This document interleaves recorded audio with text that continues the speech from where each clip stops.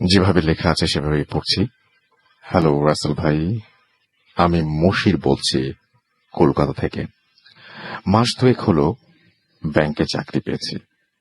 প্রথম পোস্টিং দিয়েছে মুর্শিদাবাদের চৌগাছায়।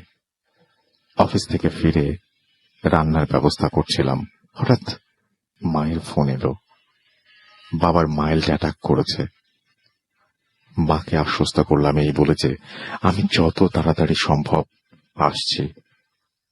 ছুটতে ছুটতে স্টেশনে গিয়ে জানতে পারলাম এখানে এক্সপ্রেস ট্রেন খুব কমই দাঁড়ায়, তবে 11:30টায় একটা ট্রেন আছে, সেটিও 2 ঘন্টা লেট। আমি টিকিট কেটে কিছুটা নিশ্চিন্ত হলাম। মফস্বলের এই স্টেশনটি লোকজন এমনিতেই খুব কম থাকে, তার উপর ডিসেম্বরের কনকনে ঠান্ডায় একেবারেই নির্জন হয়ে গেছে। মাঝে মাঝে লোকাল ট্রেন এলে কিছু লোক ওঠানামা করে, খালি একটা চায়ের স্টল খোলা আছে, ওখানেই বারবার চা খাচ্ছি আর ট্রেনের জন্য অপেক্ষা করছি। 11:45 নাগাদ একটা মেয়ে দৌড়াতে দৌড়াতে স্টেশনে এলো। আমার সামনে এসে হাঁপাতে হাঁপাতে বলল, আচ্ছা 11:30টার ট্রেনটা কি চলে গেছে? লেট? তাই? যাক বাবা, বাঁচা গেল। এই শীতেও মেয়েটাকে ঘামতে থাক দেখে বললাম, চলুন ওই বেঞ্চটায় বসি। বসে ব্যাগ থেকে জলের বোতলটা দিতেই মেয়েটি এক নিঃশ্বাসে আধা বোতল জল খেয়ে ফেলল। কথায় কথায় দুজনেই দুজনের পরিচয় জানলাম। মেয়েটির নাম তৃপ্তি, কলেজে পড়ে। ও কলকাতায় যাবে, খুব জরুরি একটা কাজ আছে। ঠান্ডায় মেয়েটিকে বেশ জড়ো সড়ো হয়ে বসে থাকতে দেখে আমি চা আনতে গেলাম, কিন্তু চা নিয়ে ফিরে এসে দেখি ও নেই। এদিক ওদিক খুঁজতে দেখতে না পেয়ে চায়ের স্টলের ছেলেটিকে মেয়েটির কথা জিজ্ঞেস করতে ও বলল, হো হো, আপনি কাউকে দেখেননি, আমি চলে আসছিলাম। ও কাউকে দেখেনি, আমি চলে আসছিলাম। হঠাৎ ছেলেটা আমাকে ডেকে বলল, আচ্ছা মেয়েটি কি লাল রঙের শাড়ি পরেছিল আর হাতে একটা ছোট ছোট কিডস ব্যাগ? বলল, হ্যাঁ তাই তো ছিল। তবে যে বললেন আপনি দেখেননি? ছেলেটি মৃদু হাসল। আসলে বছর 3 আগে মেয়েটি বাড়ি থেকে পালিয়ে এই স্টেশনে এসে অপেক্ষা করছিল ওর প্রেমিকের জন্য। ছেলেটি মৃদু হেসে বলল, কথা ছিল 11:30টার ট্রেন ধরে কলকাতায় গিয়ে বিয়ে করবে, সংসার করবে। কিন্তু ট্রেনটা এসে চলেও গেল, ছেলেটি আসেনি। মেয়েটি রাগে, দুঃখে, লজ্জায়, অভিমানে রাত 12টার শেষ লোকাল ট্রেনটার নিচে ঝাঁপ দিয়ে আত্মহত্যা করে।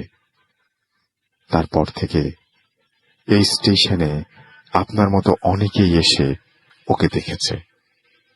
মেয়েটি আজও ওর প্রেমিকের আসার অপেক্ষায়। হঠাৎ স্টেশনে ট্রেন ঢোকার শব্দে চমকে উঠে দেখলাম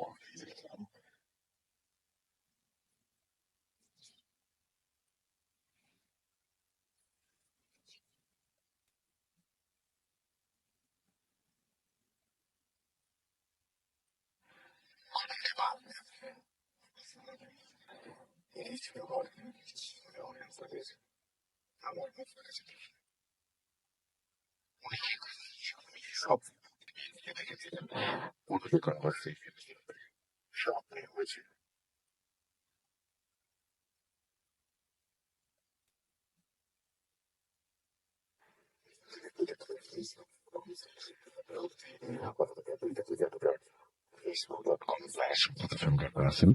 এই দুটো অ্যাড্রেসের মধ্যে যে কোনো একটিতে। আমি একটু বাবু ভাইয়ের কাছে যাই। বাবু ভাই, এই যে ছেলেটি, আমি আপনার জাস্ট মতামত জানতে চাচ্ছি যে এই যে ছেলেটি বলছে যে সে যখন আবার জেগে উঠলো এবং জেগে উঠে দেখলো যে সে আসলে ঘুমিয়ে পড়েছিল, আপনার কাছে কত পার্সেন্ট চান্স মনে হয় যে এটা আসলে স্বপ্নের মধ্যেই ঘটেছে, আর কত পার্সেন্ট চান্স মনে হয় যে ব্যাপারটা বাস্তবেও ঘটতে পারে? অ্যাকচুয়ালি আমার মনে হয় যে মানে there's a chance that 70% chances that সে ঘুমিয়েছিল অ্যাকচুয়ালি স্বপ্নে দেখেছে। কিন্তু 30% চান্স তার মানে আপনি এখনো বাদ দিচ্ছেন না? there's always 30% chances because ওই ইসের আপনার কারিন তো করতেই পারে অনেক হ্যাঁ, আপনি সময়। অনেকবার বলেছেন এটা, এই জন্য আমি বলছি। হ্যাঁ, কারিন এই জিনিসটা করেই, মানে কেউ মারা গেলে তার ওই জিনিসটা রিপিটেশন করে করে দেখায়। রাইট। তো এটাই ছিল ঘটনা। আমি বাবু ভাইয়ের কাছে পরে আসব। আমি আফনান ভাইকে দিয়ে শুরু করি, তারপরে বাবু ভাই, তারপরে এখানে আবার চমৎকার মেডিকেলের যে ঘটনা সেটা আছে, তারপরে আবারও বাবু ভাইয়ের কাছে আসব। আশা করছি যে আপনারা পুরোটা সময় আমাদের সঙ্গে থাকবেন। তো আফনান ভাই, আপনার প্রথম ঘটনাটা আমরা শুনে ফেলি এখন। আসসালামু আলাইকুম লিসেনার্স, সবাইকে নতুন বছরের শুভেচ্ছা। তো আজকে রাসেল ভাই, আমি যে ঘটনাটি এখন শেয়ার করব, ব্ল্যাক ম্যাজিকের একটা ঘটনা আমি শেয়ার করব। এটা আমাদের এলাকারই একটা ঘটনা।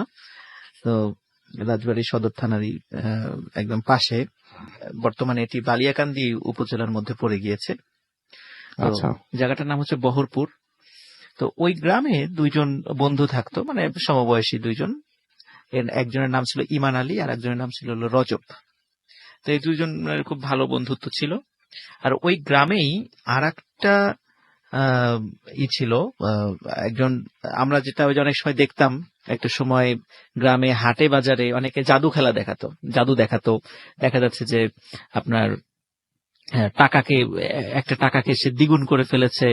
তারপর দেখা যাচ্ছে যে মানে ব্লেড সে খেয়ে ফেলে পরবর্তীতে সেই সেই ব্লেড গুলো আবার মুখ থেকে বের করছে। তারপর এরকম অদ্ভুত অদ্ভুত কিছু ঘটনা আমরা দেখতাম একটা সময় ছোটবেলায়। তো ওই গ্রামে এরকম আরেকজন লোক ছিল যে এই ধরনের খেলা দেখাতো। আচ্ছা, তার নাম ছিল হলো রাজা মিয়া। আচ্ছা, তো এই রাজা মিয়া সবাইকে সে জাদু রাজা হিসাবে, মানে জাদুর রাজা হিসাবে সবাই খালি চিনতো আর কি। ওরকম ছোটখাটো জাদু দেখাতো, লোকজন তাকে জাদুর রাজা বলেই চিনতো। তো রাজা মিয়ার কাছে একদিন ইমান আলী এবং আর রজব, ওরা দুজন আসে, এসে বলে যে রাজা ভাই, আমাদেরকে একটু আপনি এটা কিভাবে জাদু করেন আমাদেরকে একটু শেখাবেন। তো রাজা প্রথমে রাজি হয় না, ওরা খুব করে ধরে। তো রাজা রাজি হয়। তো রাজি হওয়ার পরে রাজা তাদেরকে বলে যে তোরা দুজন আমাকে কয়েকটা কাজ যদি করে দিতে পারিস, যদি সাহসের পরিচয় দিতে পারিস, তাহলে আমি চিন্তা ভাবনা করে দেখবো যে তোদেরকে এটা শেখানো যায় কিনা। আচ্ছা, তো ওরাও রাজি হয়, যে ঠিক আছে আমরা এটা করব। তো ওদের প্রথম যে মানে ফার্স্ট অ্যাসাইনমেন্ট যেটা ছিল সেটা হচ্ছে যে রাজা মিয়া বলে ওদের গ্রামের কাছে একটা কবরস্থান আছে, সে কবরস্থান থেকে একটা লাশের হৃৎপিণ্ডটা কেটে নিয়ে আসতে হবে। এবং সে বলেও দেয় যে কবে যাবে, সেও বলে দেয় আমি একসময় বলবো, তখন তোরা গিয়ে ওই জিনিসটা নিয়ে আসবি। আচ্ছা, তো বেশ কিছুদিন পরে রাজা মিয়া ওদেরকে বলে যে কবরস্থানের উত্তর দিকে একটা নতুন কবর হয়েছে, তোরা পূর্ণিমার রাত্রে গিয়ে হুম, ওই কবরটা খুঁড়ে ওই লাশের হৃৎপিণ্ডটা নিয়ে আসবি। আচ্ছা, তো যাওয়ার পথে কিছু ঘটনা ঘটতে পারে, কিন্তু ওদিকে কিন্তু কোনো নজর দেয়া যাবে না। আচ্ছা, তো রাজা মিয়া এবং মানে রাজা মিয়ার কথা অনুযায়ী ইমান আলী এবং যে রজব, ওরা দুজন পূর্ণিমার রাত্রে রওনা দেয়। তো যখন যাচ্ছিল কবরস্থানের ঠিক একটু আগে দেখে যে একটা খেজুর গাছের নিচে একজন বুড়ি, মানে ওই সময় কিন্তু শীতের রাত ছিল আর কি, তো একজন বুড়ি একটা কম্বল মুড়ি দিয়ে শুয়ে আছে। আচ্ছা, তখন যাওয়ার পথে বলতেছে যে বাবা, তোরা কোথায় যাচ্ছিস? হুম, তখন বলছে যে আমরা তো একটু সামনে যাব। তখন বলছে আমি বুঝতে পেরেছি তোরা কবরস্থানের দিকে যাচ্ছিস, বাবা কবরস্থানের দিকে যাস না। হুম, তখন বলে যে আপনি এই মানে যাত্রা পথে একটা কাজ করতে যাচ্ছি, হুম, তা আপনি এখন বাধা দিচ্ছেন কেন? এরকম ওরা বেশ বকাঝকা করে বুড়িকে, আচ্ছা, বুড়ির কথা শোনে না। তখন ওরা কবরস্থানে যায়, তো দিয়ে দেখি সত্যি কবরস্থানের উত্তর দিকে একটি নতুন কবর হয়েছে, সদ্য কাঁচা বাঁশ দিয়ে ঘিরে রাখা হয়েছে সেটা। হুম, তো ওরা ওখানে গিয়ে হাতে ছোট টর্চ লাইট ছিল, তো ওই টর্চ লাইট দিয়ে আলো জ্বালিয়ে ওরা কবরটা খোঁড়া শুরু করে। আচ্ছা, তো ভাই দুইজন মিলে কবর খোঁড়ে, দেখে হ্যাঁ ঠিক আছে নতুন কবর, ভিতরে লাশ একদম মানে কাফনের কাপড় ধপধপে সাদা। তো ওরা মানে ওদের শর্ত ছিল প্রথমে মানে মুখটা যেন কেউ না দেখে, আচ্ছা, জাস্ট মানে চাকু দিয়ে দ্রুত মানে বুকটা কেটে ভিতর থেকে হৃৎপিণ্ডটা বের করে, কিন্তু লাশের মুখটা দেখা যাবে না, এরকম একটা শর্ত দিয়েছিল রাজা মিয়া। হুম, তো ওরা ঠিক যে কাজ করতে পাঠিয়েছে ওরা সেই কাজটি করে।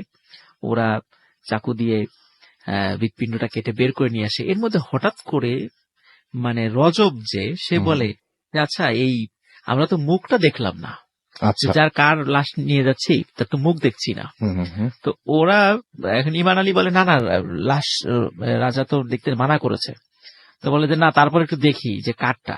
হুম, হুম। তখন রাসেল ভাই যখন ওই লাশের মুখটা সরায় তখন ওরা রীতিমতো দুজনই ভয় পেয়ে যায়। কারণ হচ্ছে একটু আগে যে মহিলাটাকে তারা দেখে এসেছিল বলছিল যে বাবা ওদিকে যাস না, আসলে ওইটা সেই মহিলারই লাশ ছিল। ওরা দুজন দেখে খুব মারাত্মক ভয় পেয়ে যায় এবং দ্রুত তাড়াতাড়ি ওখান থেকে মানে কোনো মতে লাশটা মানে কবরটা আগের জায়গায় মানে করে আগের মতো করে দ্রুত চলে আসে এবং রাত্রেই রাজা মিয়ার বাড়িতে চলে আসে। তো রাজা মিয়ার কাছে ওই জিনিসটা মানে হৃৎপিণ্ডটা যখন দেয়, রাজা মিয়া বলে যে তোরা তো খুব মানে খুব সাহসের একটা কাজ করেছিস। আচ্ছা। তখন ওরা বলে যে আমরা তো ওই লাশের মুখটা সরিয়ে ফেলেছিলাম, হুম, হুম। আমরা তো দেখেছি যে ওটা একজন বৃদ্ধ মহিলার লাশ। তখন বলেছিল যে তোদেরকে মানা করেছিলাম, তো যাই হোক তেমন কোনো সমস্যা হবে না, তবে এই কাজটা করা উচিত হয়নি, এরকম রাজা মিয়া বলে আর কি। আর তারপরে রাসেল ভাই মানে এরপরে একদিন বলে যে তোরা তো ভালো একটা কাজ করেছিস, তো এক সপ্তাহ পর একটা ডেট দেয় যে এই রাত্রে তোরা দুজন আমার বাড়িতে আসবি, হুম, হুম। তোদেরকে আমি কিছু জিনিস শিখিয়ে দেব। তো সত্যি এক সপ্তাহ পরে দুজন আসে। আসার পর ওরা যখন আসে দেখে যে উঠানে একটি ছাগলের মাথা বিচ্ছিন্ন বডি থেকে হুম। একটি উঠানে একটি ছাগল পড়ে আছে। তো আরেকটা জিনিস আছে ভাই, ওর ছাগলের মাথা থেকে বডি বিচ্ছিন্ন কিন্তু একটা ফোঁটা রক্তও সেখানে নাই, এক ফোঁটা এক রক্ত নাই। ফোঁটা রক্তও সেখানে নাই। এবং ছাগলের পাশেই একটি জায়গায় একটা বড় আকৃতির পায়ের ছাপ সে দেখতে পায়, দুটো পায়ের ছাপ, হুম, হুম। মানে মানে মানুষের যেরকম দুটো পা থাকে ওরকম দুটো পায়ের ছাপ, কিন্তু পায়ের ছাপগুলো গোলাকৃতির এবং অসম্ভব রকমের বড়। তো দেখে ওরা বেশ ভয় পেয়ে যায় যে এখানে আসলে কি ঘটেছে, কি এখানে দাঁড়িয়েছিল। ওরা একটু ভয় পায়, তাই হোক সে রাজা মিয়ার বাড়িতে যায়, রাজা মিয়ার সাথে কথা বলে। রাজা মিয়া তখন ওদেরকে কিছু বিষয় শিখিয়ে দেয় এবং বলে যে এই জিনিসগুলো কার্যকর হওয়ার জন্য তোদেরকে আরো কিছু কঠিন কাজ করতে হবে। আচ্ছা। ওরা সেটা রাজি হয়। তখন এর মধ্যে কি হয় রাসেল ভাই, ওই ওদেরকে ওদেরকে আর একটা বিষয় আনতে দেয়া হয় এবং বলা হয় যে একটি মহিলা যিনি সুইসাইড করেছেন, এমন একটি মহিলা, এবং সুইসাইড করতে হবে সেজন্য গলায় ফাঁস দিয়ে মারা গেছেন এমন কাউকে। আচ্ছা। তো এই ফাঁস দেওয়া যেই দড়ি বা যে ওড়না বা যেটা দিয়ে যে ফাঁস দেবে ওই জিনিসটা তাদেরকে নিয়ে আসতে হবে এবং ওই মহিলা কবর দেওয়ার পর তার পাঁজরের 3টি হাড় নিয়ে আসতে হবে। এই আচ্ছা। ধরনের একটা মানে ভয়ঙ্কর একটা বিষয় তাদেরকে আনতে বলা হয়। তখন ওরা এই জিনিসটা মানে চিন্তা করে যে আমরা কোথা থেকে এটা আনবো, এরকম মানে চিন্তা করতে থাকে। কিন্তু মানে এর মধ্যে ওরা মানে ওদের পাশের গ্রামেই একটা মহিলা হুম, হুম। মানে ফাঁস দিয়ে আত্মহত্যা করেন। ওরা টার্গেট নেয় যে ওই মহিলার কবর থেকে ওই মানে নিয়ে আসবে এবং বহু কষ্টে মানে ওই মহিলার যেই ওড়নাটা ফাঁস দিয়ে সুইসাইড করেছিল সেটাও ম্যানেজ করে এবং ম্যানেজ করার পর এবং সত্যি খবর ফুরে রাসেল ভাই ওই 3টে হাড় তারা নিয়ে আসছিল, আচ্ছা। নিয়ে এসে রাজা মিয়ার কাছে দেয়। আসলে রাসেল ভাই এই রাজা মিয়া ছিল একটা বড় ধরনের একটা ধান্দাবাজ। তো ও এই বিভিন্ন লোকদেরকে দিয়ে ওদেরকে দিয়ে বিভিন্ন এই ধরনের ব্ল্যাক ম্যাজিক করার জন্য যে এলিমেন্টস গুলো প্রয়োজন এইগুলো আসলে ম্যানেজ করার চেষ্টা করছিল আচ্ছা। এবং এটা নিজের স্বার্থের নিজের জন্য। স্বার্থে এই কাজটা করছিল Right. এবং ওদেরকে দিয়ে ওদেরকে একেবারে একটা টোপ হিসাবে ব্যবহার করছিল যে বিপদ যদি পড়ে তো ওরাই পড়বে, সে পড়বে না। সেটাই। তো ওরা সত্যি ওই জিনিসগুলো এনে দেয় এবং এনে দেওয়ার পরে আর একটা বিষয় বলে থাকে যে পূর্ণিমার রাত্রে একটা বিশেষ মাঠে যেতে বলে। ওখানে বহরপুর গ্রামে একটা বিশাল একটা মাঠ আছে, বলে যে ওই মাঠে তোরা যাবি, যাওয়ার পরে দেখবি যে দুজন লোক, একজনের মাথায় কালো পাগড়ি আর একজনের মাথায় সাদা পাগড়ি, দুজন লোক মাঠের মধ্যে বসে কি যেন খাচ্ছে। তোরা দুজন চুপি চুপি গিয়ে ওর দুইজনই মাথার থেকে পাগড়িটা নিয়ে দৌড় দিয়ে চলে আসবি। তো ওরা ওই দিন ওই মাঠে যায় রাসেল ভাই, যাওয়ার পরে দেখে সত্যি তো দুইজন লোক মাঠের মধ্যে মনে হচ্ছে কি যেন খাচ্ছে, মাঠ থেকে কি যেন নিয়ে নিয়ে খাচ্ছে। ওরা চুপি চুপি পিছনে গিয়ে রজব এবং ইমান এরা দুইজন গিয়েই ওই পাগড়িটা নিয়ে দৌড় দেয়। দৌড় দেওয়ার আচ্ছা। পর পিছন থেকে অনেক ডাকাডাকি, কিন্তু ওরা তো আগের থেকে শিখিয়ে দিয়েছে পিছন থেকে যে ডাকলেও পিছন ডাকলেও থেকে শোনা ফেরা যাবে যাবে না, এরকম বিষয় তাদেরকে বলে দেয়া আছে। ওরা সত্যি পিছন দিকে তাকায় না, কিন্তু অনেকক্ষণ দৌড়ানোর পরে হঠাৎ ইমান আলী খেয়াল করে যে ওর সাথে রজব নেই। ও চিন্তা করে কি ব্যাপার, রজব কোথায় গেল। ও চিন্তা করে হয়তো বা দৌড় দিয়ে রজব আর একদিকে চলে গেছে, ও আর একদিকে চলে এসেছে। ওই চিন্তা করে সে ওই পাগড়িটা নিয়ে ইমান আলী নিয়েছিল সাদা পাগড়ি। তো ওটা নিয়ে সে যখন রাজা মিয়ার বাড়িতে রাত্রে যায়, গিয়ে দেখে যে রজব তার আগেই ওখানে চলে এসেছে এবং সে সেন্সলেস হয়ে রাজা মিয়ার উঠানে পড়ে আছে। তো রাজা মিয়া আচ্ছা। তাকে বেশ মন্ত্রতন্ত্র ঝাড়ফুঁক করে তাদেরকে মানে সুস্থ করে। কিন্তু রাসেল ভাই, এই রজব কিন্তু ওই পাগড়ি আনতে পারেনি। হুম। সে আসলে আনতে পারে, সে ব্যর্থ হয়েছে, আচ্ছা কিন্তু ইমান আলী এনেছিল। ওই ঘটনার পরে রাসেল ভাই রজব আস্তে আস্তে আস্তে শুকিয়ে যেতে থাকে। আচ্ছা মানে এমন ভাবে সে মানে শুকিয়ে গিয়েছিল যে কোনো মানুষ দেখলে মানে তার পিলে চমকে যাবে, এমন ভয়ঙ্কর তার চেহারা এবং এত চিকন হয়ে গেছিল রজব আলী, এবং ওইভাবেই সে মারা যায়। তো একদিন মানে ইমান এবং এর ভিতরে কি হয়েছিল ভাই, যেহেতু ইমানকে দিয়ে রাজা মিয়া অনেক কাজ করে ফেলেছে, এখন কিছু কিছু বিষয় ইমান আলীকে শিখিয়ে দিয়েছিল এবং ব্ল্যাক ম্যাজিক দুইজন একত্রে প্র্যাকটিস করতো এবং এদের আসলে হিতাহিত জ্ঞানই হারিয়ে ফেলেছিল যে আচ্ছা। ভালো করছে না খারাপ করছে, এরকম মানে অনেক বাজে কাজগুলো তারা দুজনে একসাথে করতো আর কি। এর মধ্যে রাসেল ভাই আমরা ইসের কাছ থেকে যেটা জানতে পেরেছিলাম, ইমান আলীর কাছ থেকে, সেটা হচ্ছে এক রাত্রে ইমান এবং রজব দুইজনে একই সাথে ব্ল্যাক ম্যাজিক প্র্যাকটিস করছিল। তো সরি, ইমান মানে রাজা মিয়া আর কি। তো রাজা মিয়া ইমানকে বলে যে তুই একটু ঘরের ভিতরে যা, আমার একটু কাজ আছে। তো সে ঘরের ভিতরে গিয়ে বসে এবং রাজা মিয়া বাইরে অপেক্ষা করে এবং কি যেন তন্ত্রমন্ত্র এগুলো পড়ছিল। হঠাৎ মানে ইমান আলী ফিল করলো মানে কি যেন ধূপ ধাপ করে দূর থেকে দৌড়ে দৌড়ে কিছু একটা আসছে, মানে মাটি কাঁপছে, মানে যে ভূমিকম্পের মতো।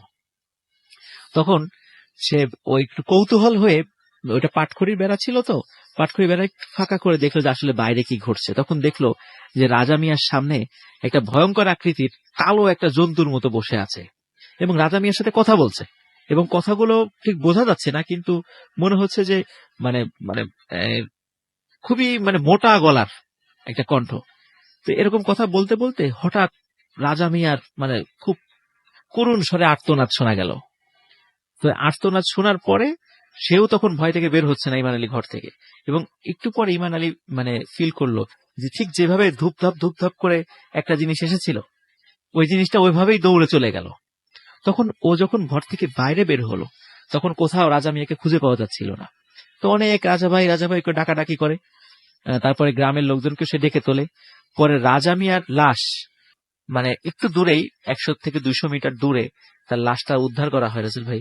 তার দেহ থেকে মাথাটা বিচ্ছিন্ন ছিল, আর তার শরীরে একটা ফোঁটা রক্তও ছিল না, মনে হচ্ছে যে কেউ যেন ওর রক্তটা খেয়ে গেছে। তো এই ঘটনা ঘটার পর রাসেল ভাই রজব মানে ইমান আলী অত্যন্ত ভয় পায়, এবং ভয় পাওয়ার পর সে মানে সব সময় মানুষকে বলতো যে আমাকেও তো মেরে ফেলবে রে, আমাকেও মেরে ফেলবে, আমি যেন কখন মরে যাই। তখন তার মস্তিষ্ক বিকৃত হতে শুরু করে।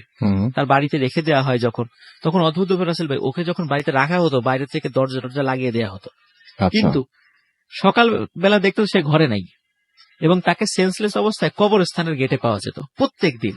আচ্ছা সে যে কিভাবে যেত সে নিজেও বলতে পারে না। এভাবে তার সে আস্তে আস্তে পাগল হতে হতে পুরো দস্তুর একটা উন্মাদে পরিণত হয়, এবং রাজবাড়িতে বিভিন্ন সময় সে বিভিন্ন জায়গায় ঘুরে বেড়াতো, এবং কাউকে দেখলেই সে বলতো আমাকে মেরে ফেলবে রে, আমাকে মেরে ফেলবে। তার কথাটা এটা এরকমই ছিল সবসময়। এবং 2002 সাল পর্যন্ত আমরা ইমান আলীকে দেখেছি। এরপরে ইমান আলী যে কোথায় গেছে, আদৌ সে জীবিত আছে, মারা গেছে, বা কোথায় হারিয়ে গেছে, আজ 2002 সালের পরে আজ প্রায় 15 বছর 16 বছর ইমান আলীর আর কোনো হদিস নাই। হয়তোবা আছে বাংলাদেশের কোনো এক প্রান্তে, অথবা মরে গেছে, বা কোথায় আছে আমরা কেউ বলতে পারি না, তার ফ্যামিলির লোক কিছু বলতে পারে না। তো আজকে আসলে এই যে ব্ল্যাক ম্যাজিক, এর আগেও আমরা ব্ল্যাক ম্যাজিক, আমি বা ভাই অনেকেই আমরা ব্ল্যাক ম্যাজিক রিলেটেড অনেক ঘটনা বলেছি, মানে কৌতূহল যে মানুষকে কত করুণ পরিণতির দিকে নিয়ে যেতে পারে, এই ঘটনায় তার প্রমাণ। Thank you so much. আমরা কয়েকটা জিনিস আফরান ভাই আপনি আজকে আসার জন্য বা আপনার ঘটনা শেয়ার করার জন্য আমরা কয়েকটা জিনিস একটু বলতে চাই। সেটি হচ্ছে যে নতুন বছরে আমরা আরো একটা জিনিস করেছিলাম, সেটা হচ্ছে যে একটা ভার্চুয়াল ফটো এক্সিবিশন আমরা করেছিলাম, যেটা আমাদের ভূত এফএমের যে পেজটা রয়েছে www.facebook.com/bhutfm.russell, সেখানে গেলে আপনারা পাবেন। এবং আমরা চেয়েছিলাম যে আপনার এলাকার যে হন্টেড প্লেস গুলো আছে বা আপনার এলাকার যা কিছু আপনার কাছে ভুতুড়ে মনে হয় বা ভয়ঙ্কর মনে হয় সেগুলোর ছবি পাঠান, এবং আমাদের ভূত এফএম যারা শোনেন, এবং তারা অসংখ্য ছবি পাঠিয়েছেন, এবং এই ছবিগুলো একটার পর একটা সেখানে দেখতে পাবেন আপনারা। এবং সেই ছবিগুলো সম্পর্কে আমি একটা কথা বলবো, সেটা হচ্ছে যে একটু বর্ণনা লিখবেন যে এই ছবিগুলো আসলে কি বিষয়ের, বা আমরা তো জাস্ট ছবিটা দেখছি, কিন্তু এখানে কি ঘটনা। এবং যদি মনে হয় যে ভালো কিছু, তাহলে আপনার বা আপনি এসে শেয়ার করতে পারবেন, আপনি লিখতে চান, তাহলে এই ছবি সহ আপনি ইমেলটাও করে দিতে পারেন আমাদের কাছে। আমাদের ইমেল অ্যাড্রেস হচ্ছে bhutfm@radiofurti.fm। ভার্চুয়াল ফটো এক্সিবিশনে আপনারা পার্টিসিপেট করুন, এবং যাদের ছবি বা যাদের প্লেসের, যে সমস্ত প্লেসের ছবি দিবেন, সেই সমস্ত জায়গার ঘটনা যদি আমাদের ভালো লাগে, definitely will try to go there. And আশা করব যে আপনারা পার্টিসিপেট করবেন। আর একটা জিনিস, সেটা হচ্ছে যে ভূত এফএম এর যে পেজটা রয়েছে, সেই পেজে আপনারা কমেন্ট করছেন, সেই কমেন্টগুলো আমি একটু পড়তে চাই। আমি আজকে সেকেন্ড আওয়ারে আরো একটা ইমেইল পড়বো, সেটাও খুব ভয়ঙ্কর, এবং আমি আপনাকে জানিয়ে দিলাম সেটা আগে থেকেই। হাই রাসেল ভাই, আমি শেরপুর থেকে শুনছি, লিখেছেন এমডি মেহেদী হাসান রাফি। আরেকটা ব্যাপার, সেটা হচ্ছে যেহেতু ভূত এফএম এর প্রথম শো এই বছরের, সুতরাং আমি চাই যে আপনাদের সাথে একটু কথা বলতে।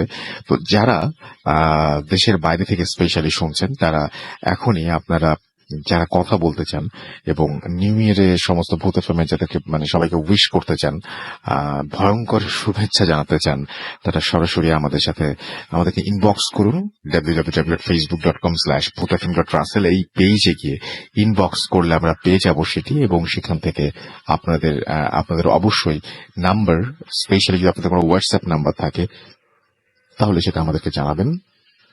আমরা সেখান থেকে আপনাদের সরাসরি কল করে আপনাদের সাথে কথা বলতে চাই। ইসমাইল খান জুনিয়র আমাদের লিখেছেন যে অ্যাপ দিয়ে শুনছি, অনেক ভালো লাগছে। আসল ভাই অ্যাপের ছবি আপলোড করেছেন, থ্যাংক ইউ ভেরি মাচ। আমাদের সঙ্গে আছেন দেখতে পাচ্ছি, এছাড়াও আপন আমাদের সঙ্গে আছেন, এমডি আলামিন, এছাড়াও আছেন আরিয়ান আলভিন আমাদের সাথে, অন্তহীন আমাদের সঙ্গে আছেন, এবং অ্যান্থনি আমাদের সঙ্গে আছেন, আফনান ভাইয়ের প্রশংসা করেছেন। EH রনি আমাদের সঙ্গে আছেন, আশরাফুল মাহমুদ অ্যাশ কুয়েত থেকে শুনছেন অ্যাপ দিয়ে। আপনারা যারা বাইরে থেকে শুনছেন তাদের কিন্তু বললামই যে আপনারা সরাসরি আমাদের সাথে ইনবক্স করে আপনার নাম্বার এবং নাম জানাতে পারেন, এবং মাসুম ভাই আপনাদের কল দিবেন।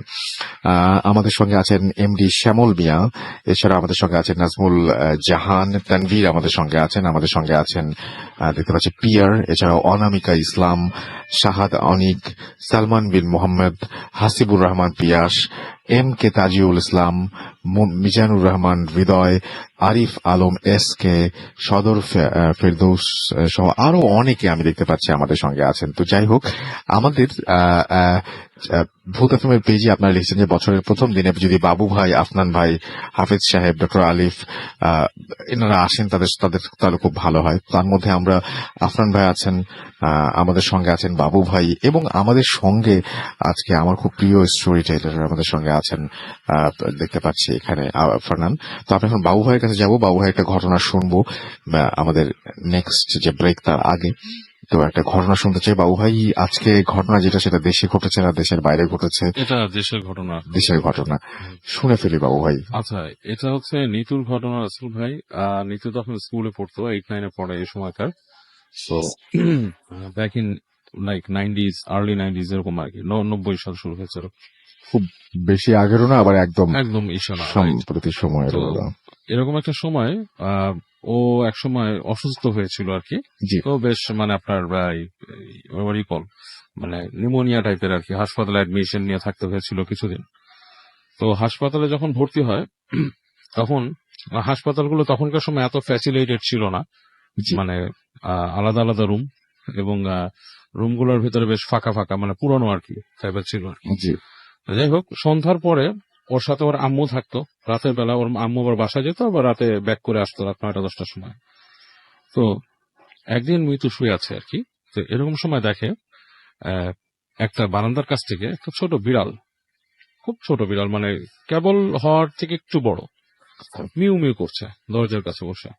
এবং ওই বারান্দার মধ্যে হালকা একটা লাইট জ্বালানো ছিল, লাল বাতি, মানে যে নর্মাল যে আমাদের আগে ফিলামেন্ট বাল্ব গুলো ছিল, সেই বাল্বের আলো পড়ছে। আর ওদের রুমের মধ্যে সামান্য একটা লাইট লাগানো ছিল, যে রুমে ও মানে শুয়েছিল। তো বেশ একটা কেমন জানি একটা মানে রহস্যজনক একটা বিড়ালটাকে লাগছিল দূর থেকে দেখে। এবং বিড়ালটা মোস্টলি হচ্ছে ব্ল্যাক, মাথার কাছে কালো, বডির বাকি অংশটা সাদা, এরকম মানে ছিটছিট আছে কিছু। তো বিড়ালটা মিউ মিউ করছে এবং ওর দিকে একদৃষ্টে তাকিয়ে আছে। তো ও জিনিসটাকে দেখে খারাপ কিছু ভাবে না বা ভয়ও পায় না, বাট ওর কাছে বেশ রহস্যময় লাগতে থাকে। তো কিছুক্ষণ তাকিয়ে থাকার পর ও হাত দিয়ে বিড়ালটাকে এভাবে ডাকে এবং হাত দিয়ে জাস্ট ডাকার পরপরই বিড়ালটা আস্তে করে উঠে আসে, এসে ওর খাটের কাছে নিচে দাঁড়িয়ে থাকে। তো ওখানে দাঁড়িয়ে থেকে বিড়ালটা মিউ মিউ করছে। তো ওর ইচ্ছা করছে যে খাট থেকে নেমে বিড়ালটাকে ধরার। তো অনেক কষ্টে সে বিড়ালটাকে নিচে যেয়ে তুলে নিয়ে আসে, এনে তার বেডের পাশে রাখে এবং দেখে যে বিড়ালটা ঠিক তার কাছে বসে আছে এবং বেশ আদর নিচ্ছে আর কি, বিড়াল যেরকম করে আর কি। তো রাতের বেলা ওর মা যখন আসে তখন বিড়ালটাকে দেখে তার মা খুব মানে আপনার রাগ করে যে তুমি অসুস্থ এই বিড়াল কোত্থেকে পাইছো। তো বলে যে আমি বিড়ালটাকে আমি বারান্দায় পেয়েছি, ও আসছে এখানে আমার কাছে দাঁড়াচ্ছিল। তার মা বলে না, বিড়াল তো রাখা যাবে না সাথে। আর ও আবার খুব একগুঁয়ে হয়ে যায়, মানে কান্নাকাটি, সে বিড়াল ছাড়বে না। তো ওর মা এটা নিয়ে খুব করতে থাকে, দেখা অসুস্থ, ওকে পাড়াপাড়ি করলে সমস্যা হবে। তো বিড়ালটাকে ওর কাছ থেকে নিয়ে ওর মা বলে আচ্ছা পাশে থাক, এখানে থাক, তোমার সাথে রেখো না। তো সে তারপর ছাড়বে না, তারপর ওর মা বিড়ালটাকে সাইড করে রাখে। তো যেটা হয়, বিড়ালটা মাটিতে শুয়ে চুপচাপ শুয়ে থাকে এবং ওর দিকে তাকিয়ে থাকে, মিউ মিউ করে, মানে it's like a pet cat, এরকম একটা হুম। অবস্থা হয়ে গেছে বিড়াল, পোষা বিড়ালের মতো। ডাক্তার এসে বলে যে বিড়াল কোত্থেকে আসছে। ওর মা বলে যে বিড়াল তো এখানে পাইছে এসে। যাই হোক, কোনোভাবে বিড়ালটাকে ওর কাছ থেকে সরানো যায়নি, আশেপাশে থাকছে এবং যখন অসুস্থ হয়ে যায় বিড়ালটাকে ও নিয়ে যেতে চায় বাসায়। তো ওরা কেউ নিবে না, ওর মাটা নিতে দিবে না। তো সে জোর করে বিড়ালটাকে বাসায় নিয়ে যায় সে। তো বিড়ালটাকে যখন নিয়ে যায়, বিড়ালটা ওর একেবারে মানে খেলার সাথীর মতো হয়ে যায়। এর মধ্যে কিছুদিনের মধ্যে বিড়ালটা একটু বড় হয়ে গেছে। এবং বিড়ালটা আপনার ওইখানে মানে আপনার রুমের মধ্যে চলাফেরা করে, ওর বিছানায় শুয়ে থাকে, জাস্ট লাইক পোষা বিড়ালের মতো। কিন্তু ওর বাবা মার খুব মানে রাগ ছিল বিড়ালটার প্রতি। এই 2-1 মাস থাকছে, তারা তার সাথে মানায় নিতে পারেনি বিড়ালটার সাথে। ওর বাবা মা কি করে, ওই বিড়ালটাকে একদিন ওর বাবা প্ল্যান করে যে দূরে ফেলে দিয়ে আসা, এবং ওরা যথারীতি একজন মানে ওদের বাসার কাউকে আসলে বলে যে বিড়ালটাকে নিয়ে যেতে, এবং ওদের বাসার কেউ একজন বিড়ালটাকে নিয়ে চলে যায় দূরে। জিনিসটা ওকে জানানো হয় না। তো ও পরে যখন বিড়াল খুঁজে পায় না, বাপ মাকে বলে যে আমার বিড়াল কই, এই কই। বিড়াল একটা নামও দিছিল। তো বলে যে না, ওর বিড়াল তো কোথায় চলে গেছে আমরা জানি না, এটা তো নিজের থেকে এরকম চলে গেছে। তো কথাটা শুনে ও খুব মন খারাপ করে। কিন্তু রাতের বেলা ওদের বাসায় ওর মা শুনতে পায় যে ওর রুম থেকে বিড়াল ডাকতেছে, একটা বিড়ালের ডাক। হ্যাঁ, লাইক বিড়াল যেভাবে ডাকতো ঠিক জাস্ট লাইক দ্যাট। তো ওর মা বলে বিড়াল কোত্থেকে ডাকতেছে, এবং দেখে যে মানে ওর মা করে যে বিড়ালকে ও নিয়ে আসছে বা সামহাও এটা ব্যাক করছে। ওর মা আস্তে আস্তে রুমে যায়, যে দেখে যে রুম খালি, কোনো বিড়াল নাই, কিছু নাই, এবং ডাকটাও থেমে গেছে। তো ওর মা খুব এটা নিয়ে কনসার্ন হয় যে বিড়াল ডাকে আবার গেলে থেমে যায়, উনি যখন আবার গেট লাগায় চলে আসে আবার বিড়াল ডাকে, এরকম একটা সিচুয়েশন। তো ওর মা খুব হয়ে যায়, সারা রাতি উনি এরকম মানে একটা প্রবলেমে পড়ে এবং উনি উঠে ড্রয়িং রুমে বসে থাকে সে। এবং এরপরে যেটা হয়, ওর মা এই বিড়ালের ডাকটা তার একটা মানে ফোবিয়ার মতো হয়ে যায়, সবসময় উনি বিড়ালের ডাক শুনতে পান। মানে রাত হলেই সন্ধ্যার পর থেকে ওরকম বিড়ালের ডাক শুনতে পান। তো একদিন রাতের বেলা ওর আম্মা নাকি যায় ওর রুমে, ও যখন ঘুমায় ছিল, মানে ওই ইনি তো ঘুমায় আছে এবং ওই বিড়ালের ডাক শুনে ওর আম্মু আস্তে আস্তে, তখন মনে করেন 10টা-11টা বাজে রাত, এরকম সময় উনি ওই রুমে যায়।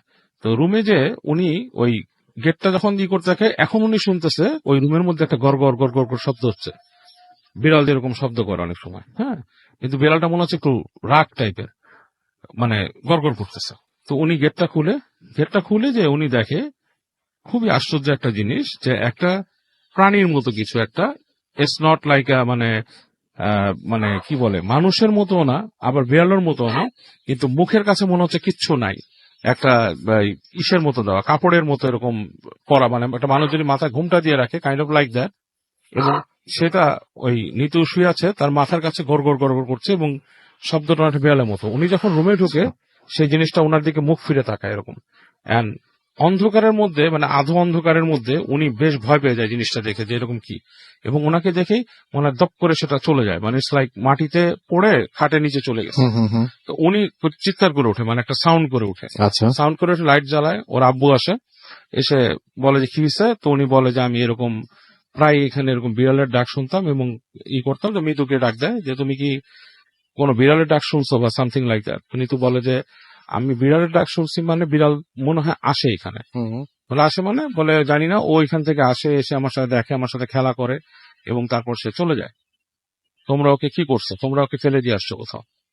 ওর মাকে জিজ্ঞেস করে। তো ওর মা বলে যে ওর এই ধরনের বিহেভিয়ার তা বেশ অ্যাবনর্মাল ছিল। সে বিড়াল ওর সাথে খেলা করে, বিড়াল আসে, রুমে চলে যায়, এইসব ওদের কাছে অ্যাবনর্মাল লাগে। এবং ওর আচরণগুলো খুব একটা চেঞ্জ হতে থাকে, মানে সি স্টার্ট একটু মানে বি লাইক আপনার এক্সেন্ট্রিক, মানে নিজের মতো হয়ে যায় সে। আহ, দেখা যাচ্ছে যে তার নিজের যে নর্মাল কাজগুলোও করে না। এবং ওর মা একজন ইসের সাথে কথা বলে যে আমার মেয়ের এরকম একটা বিড়াল পাইছিল, এরকম এরকম কাহিনী, এবং আজব কিছু কথা বলে যে রাত্রেবেলা ওর রুমের মধ্যে বিড়াল ডাকে এবং জিনিসটা খুব ভৌতিক কিছু, এরকম ভাবে ওর মা মনে হয় এবং কথা বলে একজন সাথে। তখন উনি বলে যে আপনার মেয়ের হয়তো কোনো কিছুর নজর লাগছে বা কিছু, এবং অনেক সময় দেখা যাচ্ছে এই ধরনের জিনিস এই পশু পাখির ফরম্যাটে এসে হাজির হয় আর কি। তো আপনি এক কাজ করেন, আপনার বাসাটা বন্ধ করে দেন, ওর ওই ইটা বলে। তো এটা বলার পরে উনি হুজুরকে মানে বলেন যে আপনি যে প্রসিজার করার আপনি করে দেন। আচ্ছা। তো ওই হুজুর এসে একদিন দিনের বেলা ওদের বাসার ওই রুমের চারপাশে এরকম কিছু এরকম দোয়া লিখে বাসাটাকে বন্ধ করে দেন। তো যখন বন্ধ করে দেন, ওই দিন রাতে সন্ধ্যার পর থেকে রাসেল ভাই ওই বাসার আশপাশে মানে শুধু মনে হচ্ছে যে খুব মানে মানে রাগী বিড়াল যেরকম ঝগড়া করে সেরকম টাইপের গড় গড় গড় গড় বিড়ালের ডাক, মানে খুবই মানে ভয়ঙ্কর ভয়ঙ্কর ভাবে। টাইপের মানে লাগতে থাকে। এবং আশ্চর্যের ব্যাপার, বিড়াল ডাকটা শুনতেছেন উনি, ওর মা এবং ওর বাবা, আর কেউ কিন্তু শুনে না। আর ও ওখান থেকে পাগলের মতো বলতেছে তোমরা কি করছে, তোমরা ওকে আসতে দিচ্ছ না কেন, মানে ওই নিতু ভিতর থেকে বলতেছে। তখন ওর বাবা মা ওর কাছে যায়, বসে, এবং রাত্রে ওরা লাইটটা মানে জ্বালায় রুমে শোয়, এবং কিন্তু ওদের মনে হচ্ছিল কেউ একজন এসে মানে ওই রুমের মধ্যে ঢুকবে এরকম, এবং বিড়াল মনে হয় মারামারি করতেছে ওখানে। এবং মানে খুবই ভয়ঙ্কর একটা এক্সপিরিয়েন্স ওদের, অ্যাকর্ডিং টু দেম, যারা এই সময়টা মানে স্পেন্ড করছে তারা বলছে যে ভয়ঙ্কর একটা এক্সপিরিয়েন্স, কারণ হঠাৎ মনে হচ্ছে জানলা ভেঙে কেউ চলে আসবে, আচ্ছা। এরকম একটা অবস্থা। এবং মানে বিড়ালের কিন্তু বিভিন্ন রকমের ডাক আছে রাসেল ভাই, যেটা অনেক সময় খুব ভয়ঙ্কর লাগে। এবং এরকম চলে তাদের বাসায় একদম ফজরে আজান পর্যন্ত এরকম ডাক চলে। এবং ওই দেখা যাচ্ছে নীতিও বেশ অ্যাগ্রেসিভ হয়ে যায় বিড়ালটার জন্য, যে মানে ও নিজেই বুঝতেছে না ও কি বলতেছে, যে মানে বিড়ালটার প্রতি ওর আলাদা একটা ফ্যাসিনেশন, এরকম কিছু একটা ব্যাপার। অ্যান্ড দেন ওই হুজুরকে আবার ডাকা হয়, ডাকার পরে ওর ইসে বলে যে ওই হুজুর এসে বলে যে আপনার মেয়ের উপর প্রভাব খাটাইছে তো, এবং ওটা ওর কাছে ছিল, এটা সম্ভবত হাসপাতাল থেকে ওর আসছে কোন রকম পিশাচ এবং মানে জিন আর কি, যেটা যেটা আপনার এরকম করে, এবং ওকে ঝাড়ানো দরকার। তো ওকে ওরা ঝাড়ায়, ঝাড়ানোর পরে এবং বলে যে আপনারা পারতপক্ষে ওই বাসা থেকে চলে যান। বিড়ালটাকে কি করছিল তো জিজ্ঞেস করা হয়। তো যাকে দিয়ে পাঠানো হয়েছিল বিড়ালটা, সেটা হচ্ছে যে ওদের বাসায় একটা লোক আসতো, মানে ওই যে কাজ করতো আর কি, ওই কাঠটাটের কাজ টাজ করতো আর কি, তার কাছে দেওয়া হয়েছিল। সে বলছে, তা সে বলে যে বিড়ালটা কি করছিল, বলে যে আমি যে ওখানে ওই কাজের মহিলার ছেলের কাছে দিয়েছিলাম, সে যে দূরে ফেলে দিয়ে আসছিল।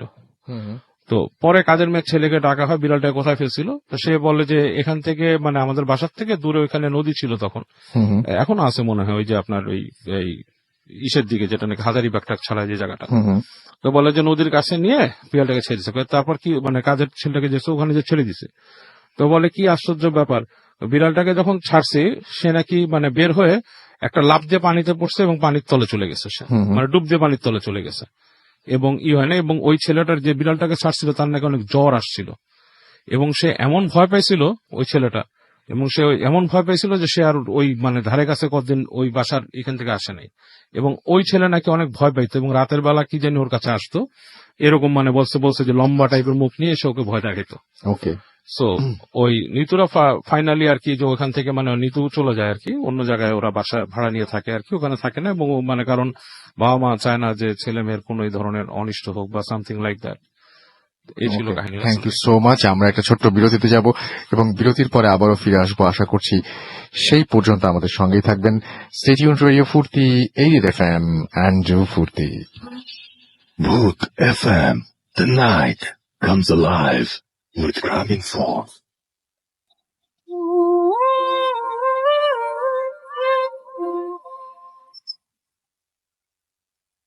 Bhoot FM.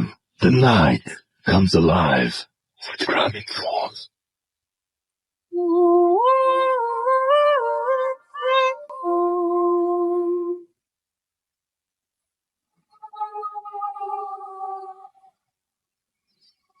Welcome back. শুনছেন সব সময় রেডিও ফুর্তি এডির এফএম। আমি রাস্তাল আছি সাথে, and the night comes live with গ্রামীণ ফোন। আমরা দেখতে পাচ্ছি যে অনেকে আমাদের সাথে রেডিও ফুর্তি যে পেজ আছে সেখানে অনেকে লিখছেন যে রাসেল ভাই আজকে একটু বেশি ভয় লাগছে। এমডি আবু হাসান, এমডি মোকাররম এটা লিখেছেন। আবু হাসেম আমাদের সঙ্গে আছেন, তার কাছেও ভালো লাগছে, তিনি তাই জানিয়েছেন। আমাদের সঙ্গে আছেন মহাইমিনুর রহমান 21 সহ আরো অনেকে। এখানে দেখতে পাচ্ছি আমাদের সঙ্গে আছেন এই মুহূর্তে তামিমুল পাশা, আমাদের সঙ্গে আছেন দেখতে পাচ্ছি AKL লস্কর, এছাড়া আমাদের সঙ্গে আছেন দেখতে পাচ্ছি শাকিল আছেন, দেখতে পাচ্ছি তিনি অ্যাপ দিয়ে শুনছেন, অ্যাপের ছবি আপলোড করেছেন। আমাদের সঙ্গে আছেন দেখতে পাচ্ছি সাদমান মুন্সি, এবং আমাদের সঙ্গে আছেন দেখতে পাচ্ছি গোলাম কিবরিয়া, এছাড়াও নজরুল ইসলাম প্রান্ত, আমাদের সঙ্গে আছেন শিশির, আমাদের সঙ্গে আছেন বাপ্পি আহমেদ, আমাদের সঙ্গে আছেন আরো অনেকে। আমি এখন এই মুহূর্তে যেটা করব সেটা হচ্ছে সরাসরি চলে যাব আজকে এখন এই মুহূর্তে আফনানের কাছে, আফনান ভাইয়ের কাছে না, এখন চলে যাব আমরা হচ্ছে ফারনানের কাছে।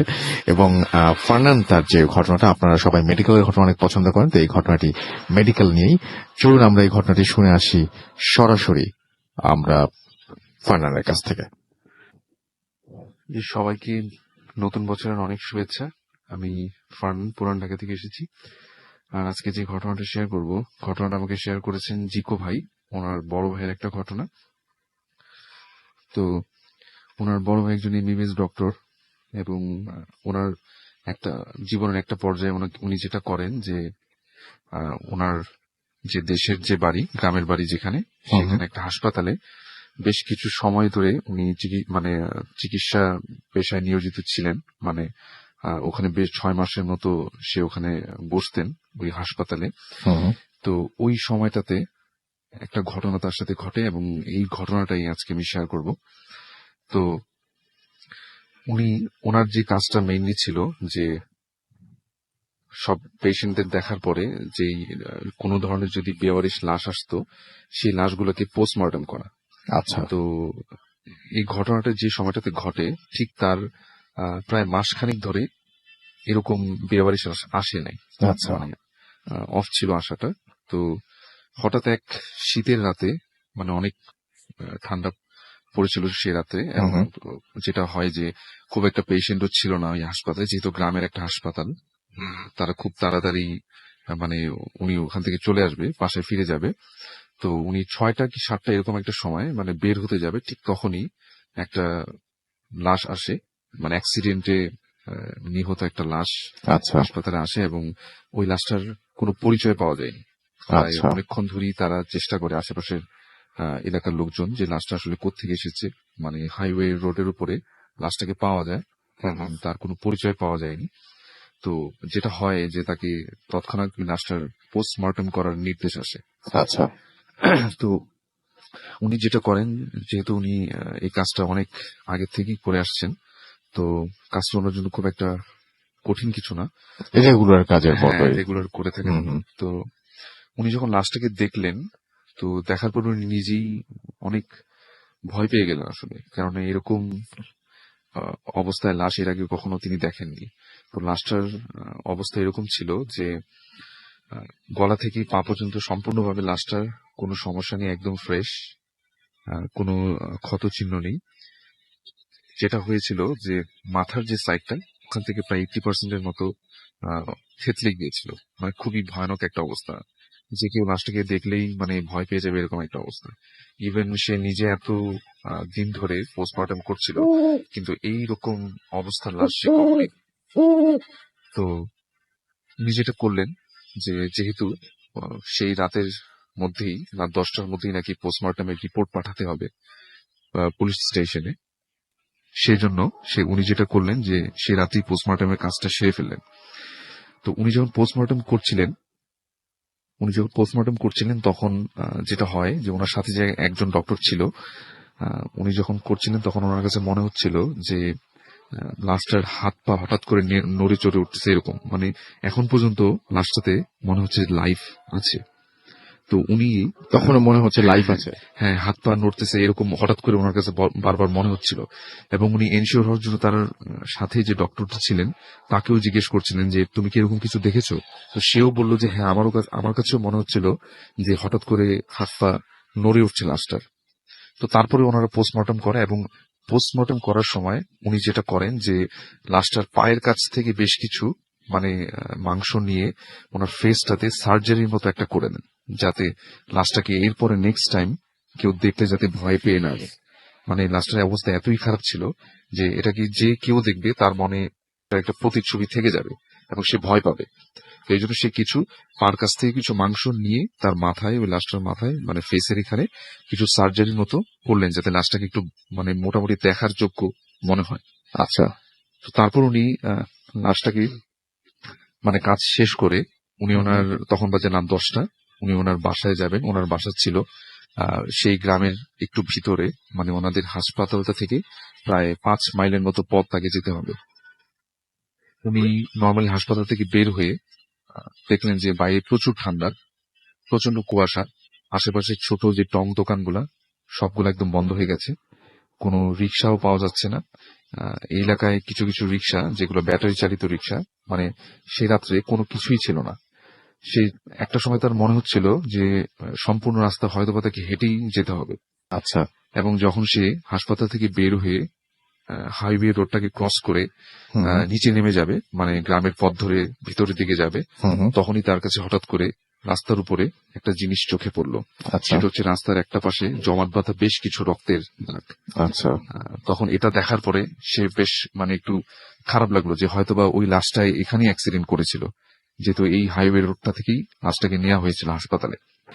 তো তারপর উনি যেটা করলেন যে ওনার বাসার উদ্দেশ্যে উনি হাঁটতে থাকলেন, কোনো কিছুই সে পাচ্ছিলেন না। একটা পর্যায়ে তার কাছে মনে হচ্ছিল যে ব্যাক করে সে মানে হাসপাতালেই চলে যাবে, কেননা এরকম তার কাছে এরকম একটা ভয় লাগতেছিল এবং অস্বস্তি লাগতেছিল যে তার কাছে মনে হচ্ছিল যে আমি বাসায় না ফিরে হাসপাতালে আবার ফিরে যাই। সে চিন্তা করলো যে আমি বাসায় ফোন করে দেন হাসপাতালে আবার চলে যাই। আবার একটা সময় চিন্তা করলো যে না, আমি বাসায় চলে যাই, যেহেতু লাশটা হাসপাতালে রয়েছে। তার কাছে খুব মানে অস্বস্তি ফিল করতেছিল সে, তার কাছে ভালো লাগতেছিল না যে সে কি করবে আসলে।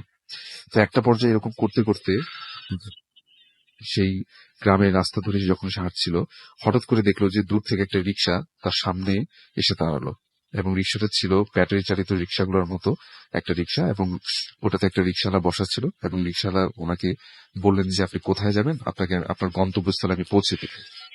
তো উনি একটু চিন্তা করলেন যে না ঠিক আছে, যেহেতু রিক্সাটা পেয়ে গেছি এখন বাসার উদ্দেশ্যে যাওয়া যাবে।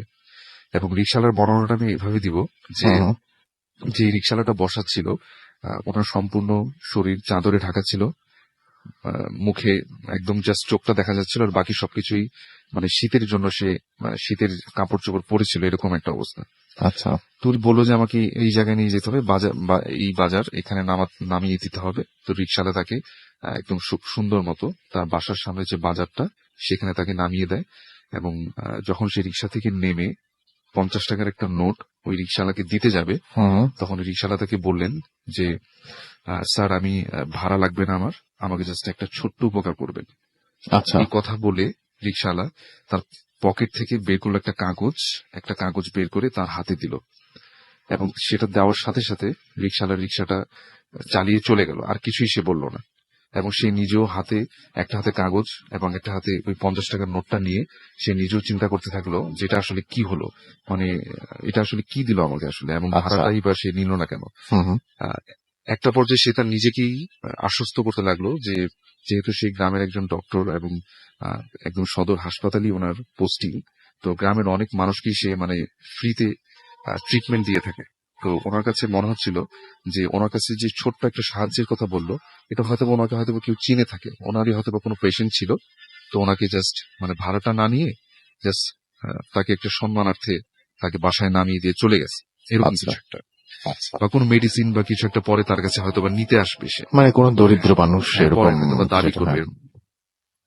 তো সে জাস্ট রীতিমতো তার বাসার কাছে এসে মানে সে বাসায় ঢুকে গেল, এবং সবকিছু নর্মালি ছিল। বাসায় আসার পরে তার ওই লাশটার কথাও সে আস্তে আস্তে ভুলে যাচ্ছিল, এবং যখন সে রাত্রে ঘুমাতে যাবে তখন তার হঠাৎ করে ওই ছোট্ট কাগজটার কথা মনে পড়লো, হুম যে আমাকে তো একটা কাগজ দিয়েছিল, ওটাতে আসলে কি লেখা হুম সেটা তো দেখা হয়নি। তো সে যেটা করলো, বিছানায় ঘুমানোর সময় সে কাগজটা হাতে নিয়ে দেখলো, এবং কাগজটা যখন সে খুললো, খোলার সাথে সাথে সে বেশ অবাক হয়ে গেল। সে দেখলো যে ওটা নর্মাল কোনো কাগজ ছিল না, ওটা ছিল তার হাসপাতালের যে প্রেসক্রিপশন, যেটাতে তার হাসপাতালের নাম লেখা এবং তার নিজের নামও লেখা আছে ওই প্রেসক্রিপশনটাতে। হুম এবং ওই প্রেসক্রিপশনটাই তাকে ওই রিক্সাওয়ালাটা দিয়েছে, এবং প্রেসক্রিপশনের মাঝখানে লেখা ছিল যে আমাকে আর কষ্ট দিবেন না, আমাকে কাল সকালের মধ্যেই কবর দেওয়ার ব্যবস্থা করেন। জাস্ট এই কথাটুকু লেখা ছিল। আচ্ছা তখন এই কথাটা পড়ে মানে সে মানে একদম যেটা বলবো যে একদম ঠান্ডা হয়ে গেল, যে এটা কি লেখা আসলে, এবং এটা আসলে কে, মানে ওই লোকটা কে ছিল আসলে, এবং তাকেই বা কেন এই কাগজটা দিতে আসলো। ওই রিক্সাওয়ালাটা তো তার একদমই অপরিচিত, হুম এর আগে কখনোই সে তার সাথে কথা বলেনি, এবং আসলে কে ছিল সে, তার সে সেই রাতে একদম প্রচন্ড ভয় পাচ্ছিল, এবং হুম বারবার তার কাছে মনে হচ্ছিল যে যে লাশটা সে পোস্টমর্টেম করে আসছে ওই লাশটাই নাকি রিক্সাওয়ালাটা। সে আচ্ছা বেশ মানে ভয় পাচ্ছিল, এবং সে যেটা হয় যে সারা সে ঘুমাতে পারেনি, এবং ভোরের দিকে সে হাসপাতালের দিকে রওনা হয়, এবং হাসপাতালে যে যারা কর্তব্যরত লোক ছিল তাদের সবাইকে বলা মানে জিজ্ঞেস করার চেষ্টা করে যে গত রাতে যে লাশটা এসেছিল, হুম লাশটা আসলে কোথায় তোমরা পেয়েছিলে। তো অনেকক্ষণ পরে যেটা হয় যে একটা নিউজ পাওয়া যায়, সেটা হচ্ছে যে ওই লাশটা আসলে ওই হাইওয়ে রোডটাতেই হুম একজন রিক্সাওয়ালার লাশ ছিল, এবং তাকে মানে একটা ট্রাক তার মাথার উপর দিয়ে চলে যায়, এবং সে ওখানেই মারা যায়। এবং আচ্ছা তারপরে লাশটাকে হাসপাতালে নিয়ে আসা হয়, এবং হুম যেটা হয় যে ওই হাসপাতালের একটা নিয়ম ছিল যে মানে যদি এরকম কোনো লাশ রিসিভ করতে কেউ না আসে, সেক্ষেত্রে যেটা করতেন তারা, যে হাসপাতালে যে বোর্নগুলো ছিল এগুলোকে কোনো একটা কাজে ইউজ করা হতো। সব জায়গায় এরকম একটা নিয়ম থাকে, তো ওনাদের হাসপাতালেও এরকম একটা নিয়ম ছিল।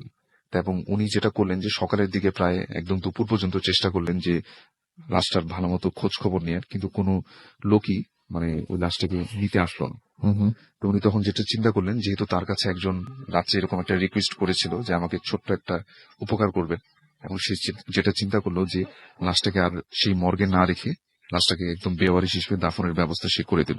লাশটা জানাজাও পড়ানো হলো, এবং লাশটাকে দাফনের ব্যবস্থা করে দেওয়া হলো। এই ওকে ছিল আমার ঘটনা। Thank you so much. আপনাকে অনেক ধন্যবাদ। আফনান আফনান বলছে আবার ফান্নান, দুজনের নাম খুব কাছাকাছি। আচ্ছা, আমরা একটা ছোট্ট বিরতিতে যাব এবং বিরতির পরে আমরা আবারও ফিরে আসবো। সেই পর্যন্ত আশা করছি আমাদের সঙ্গে থাকবেন। স্টেটিউন রেডিও ফুর্তি, এডিট এফএম অ্যান্ড ফুর্তি। Bhoot FM. The night comes alive with Graminphone.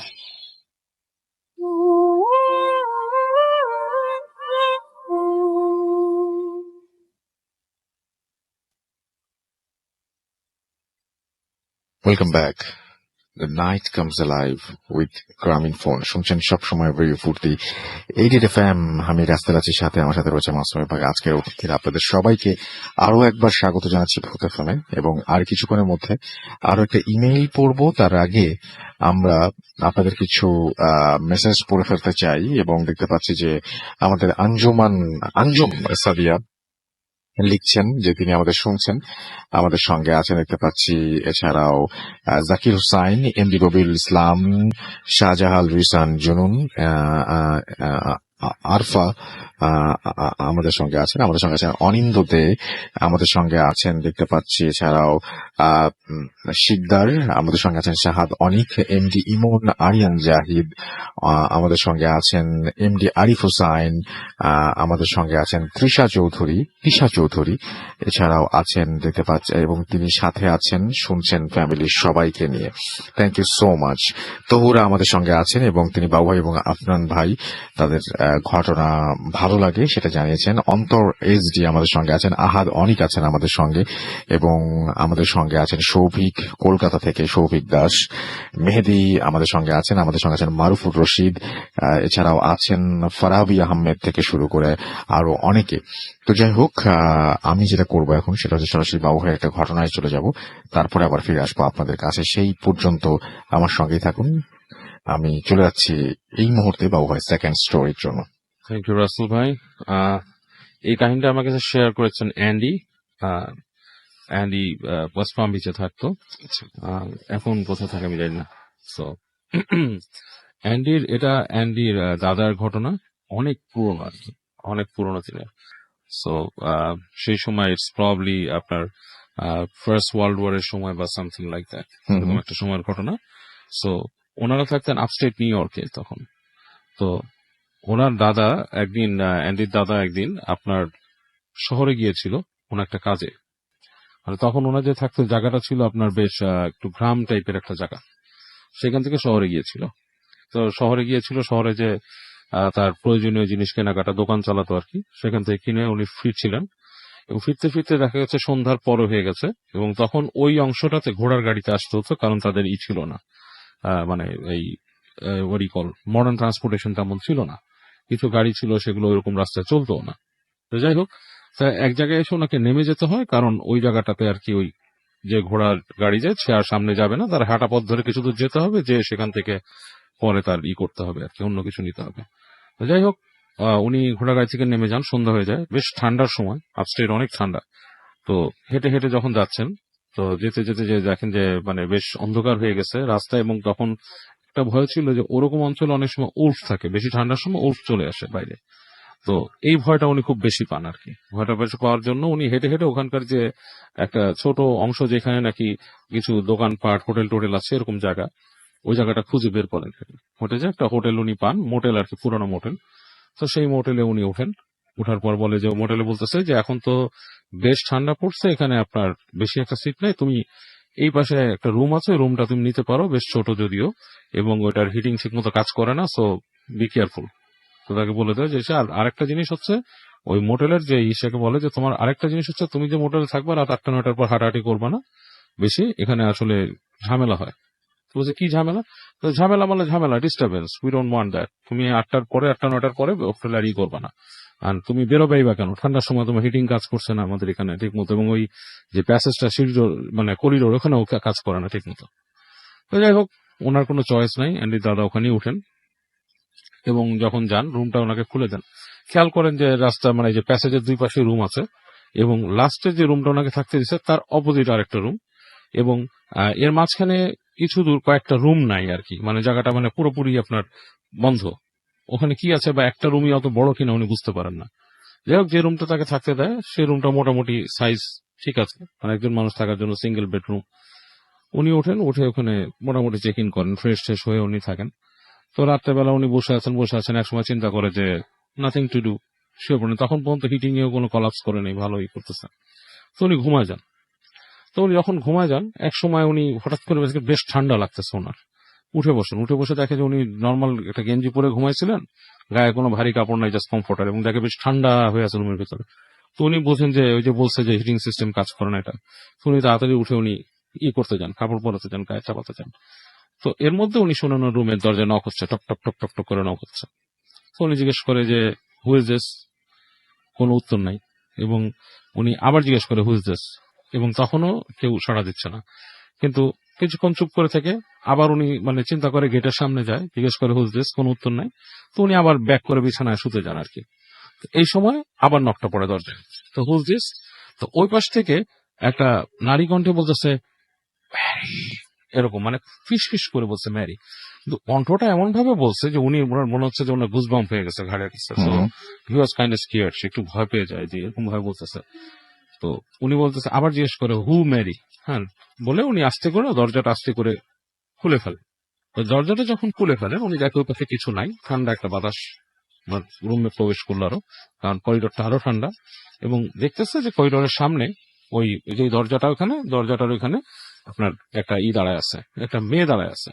আর মেয়েটা যে দাঁড়ায় আছে দরজাটা খুলে, সে কিন্তু পুরো দেখতে পাচ্ছে না, কৃষ্ণাঙ্গ মেয়ে, মানে একজন ব্ল্যাক মেয়ে দাঁড়ায় আছে, মানে চেহারাটা ভালো দেখা যাচ্ছে না। তো উনি জিজ্ঞেস করতেছে যে তুমি কি আমার দরজা নক করছিলে একটু আগে? তো বলতেছে ইয়েস। বলে কি? বলে কি আমি ভয় পাচ্ছি। কেন? বলে কি ওরা আমাকে ধরে নিয়ে যেতে আসবে। তো বলছে, কে তোমাকে ধরে নিয়ে যেতে আসবে? No, who's gonna come to get you? তো বলতেছে ওরা আসবে। হ্যাঁ, আমি আচ্ছা। ভয় পাচ্ছি। তো বলতেছে যে তুমি কি মানে তুমি হোটেলের জানাইছো ম্যানেজারকে? তুমি এটা কিছু না বলে গেটটা ঠাস করে লাগায় দেয়। তো উনি রুমের মধ্যে ঢুকে একটু স্তব্ধ হয়ে যায়, কি বললো? এসে বললো যে ম্যারি ধরে নিয়ে যেতে আসবে, এবং বেশ উনি চিন্তায় পড়ে। তো চিন্তায় পড়ার পর উনি আবার যে বিছানায় বসে, এবং কিছুক্ষণ পর যথারীতি আবার ওনার দরজা ঠকঠক করে নক হচ্ছে। আচ্ছা। তো উনি জিজ্ঞেস করে হুজ দিস, এবং এবারও কোনো উত্তর নাই, মানে সেম থিং, দরজার মধ্যে ঠক ঠক ঠক ঠক করে নক হচ্ছে, কোনো উত্তর নাই। তো উনি এবার উঠে বলতেছে যে তুমি কি সেই ম্যারি, আর ইউ ম্যারি, তুমি কি আমাকে করতেছো, মানে are you knocking at the door? তো ওই পাশ থেকে আবার বলছে ম্যারি। তো উনি এবার গেট খুলছে, এবার দেখে ওনার দরজাতেই দাঁড়ায় আছে কৃষ্ণাঙ্গ মেয়েটা। সে বলতেছে আমি ভয় পাচ্ছি, আমাকে ধরে নিয়ে যেতে আসবে। তখন উনি রাগ করে উঠছে, একটু রাগ করে উঠে বলছে যে তুমি কে, আমি চিনি না, তুমি আমার রুমের দরজা নক করতেছো রাতের বেলা, হোয়াটস গোয়িং অন, তোমার কি কোনো প্রবলেম আছে? তাহলে তুমি এক কাজ করো, হোটেলের ইকে ডাকো, আমি ডাকতেছি রিসেপশনকে, দাঁড়াও, মানে তাহলে তোমার কি প্রবলেম আছে, অথবা ইউ ক্যান টেল মি যে প্রবলেমটা কি। এই বলে উনি ঘুরে যায়, ওখানে যে একটা বেলের মতো ছিল আর কি, সুইচের মতো, একটা চাপ দেয়। তো চাপ দিতে যে তাকায়, ফিরে তাকায়, দেখে যে মেয়েটা নাই দরজায়। তো মেয়েটা দরজায় নাই, উনি বলে কি ব্যাপার, কোথায় গেল?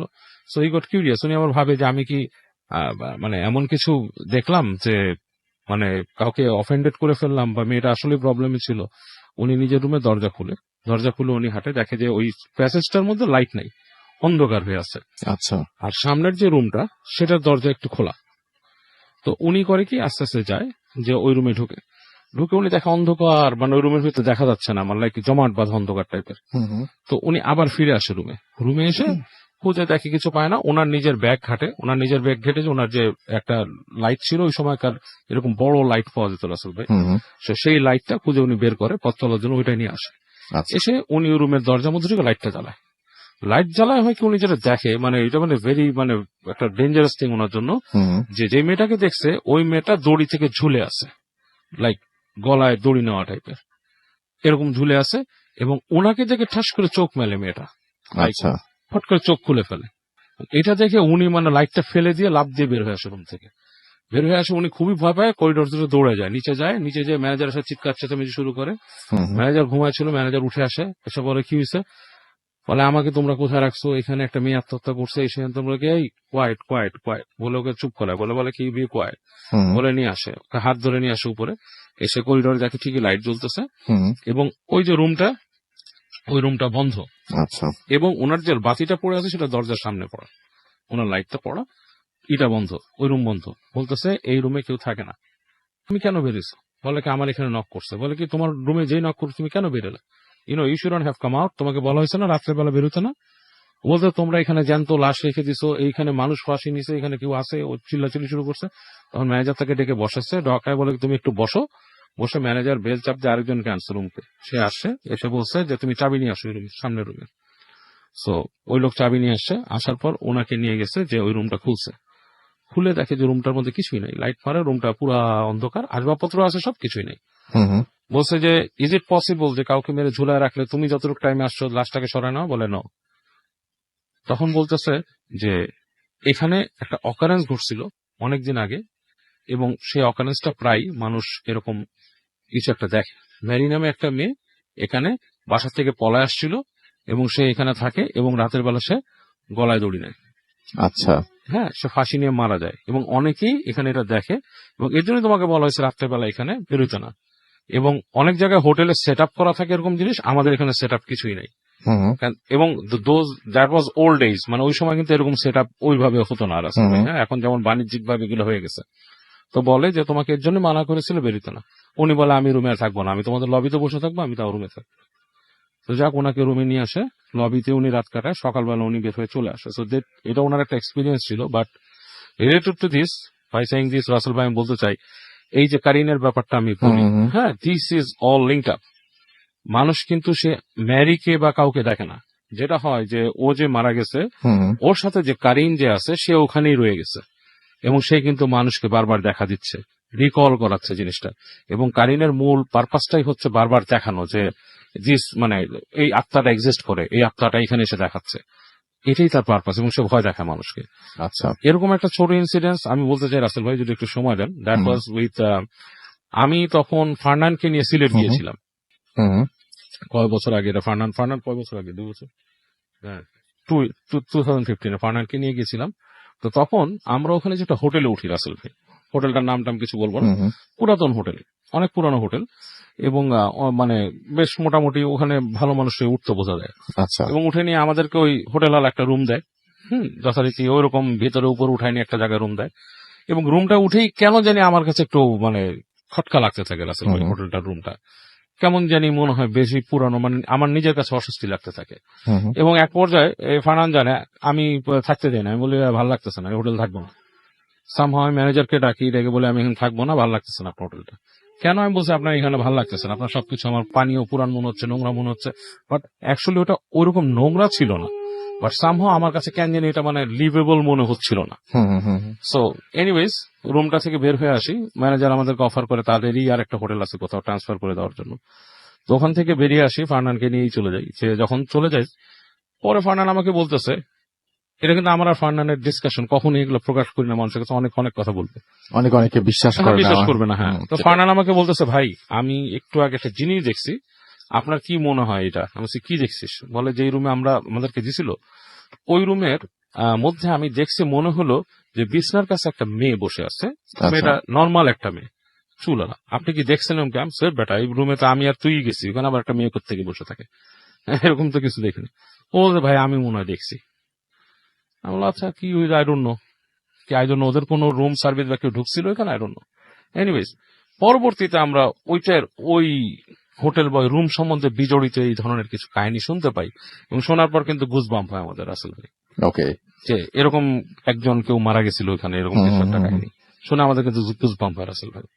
ওকে, সো এই ছিল ঘটনা। Thank you so much. আসলে অদ্ভুত ব্যাপার, এবং এটা কেউ বিশ্বাস করুক না করুক, এটা আসলে তা দিয়ে কিছু যায় আসে না, কিন্তু ঘটনাটা যে ঘটেছে সেটাই সবচেয়ে বড় কথা। আমি বলেছিলাম যে সেকেন্ড আওয়ারে আমি একটা ইমেইল পড়বো, তার আগে বলি সামিহা জাহিন, তারপরে আশরাফুল মাহমুদ অ্যাশ আমাদের সঙ্গে আছেন, মানে সবাই যারা ইনবক্স করছেন তাদেরটা পড়ছি। ফারাবি আহমেদ আমাদের সঙ্গে আছেন, নীরব হাসান, পিয়াল ইসলাম শান্ত, হাসিবুল ইসলাম শান্ত, হাসিবুর রহমান, নিলয় পোদ্দার আমাদের সঙ্গে আছেন দিবাজি পাহাড় আমাদের সঙ্গে আছেন দেখতে পাচ্ছি।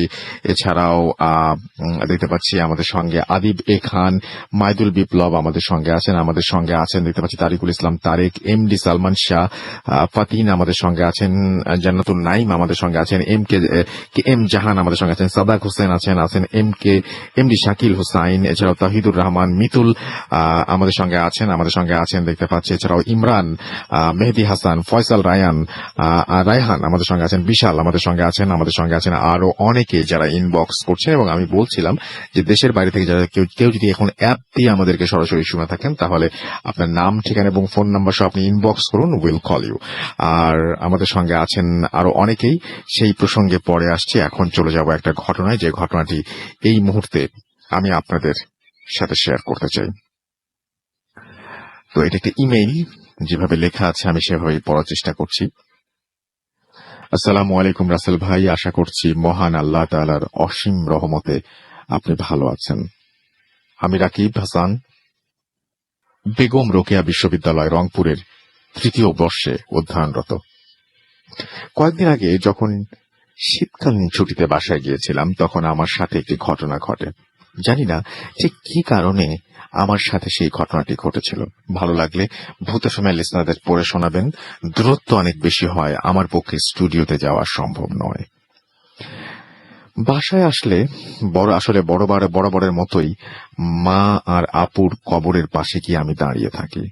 ওখান থেকে ফেরার আগে সাধারণত একটা মোনাজাত করে আসি।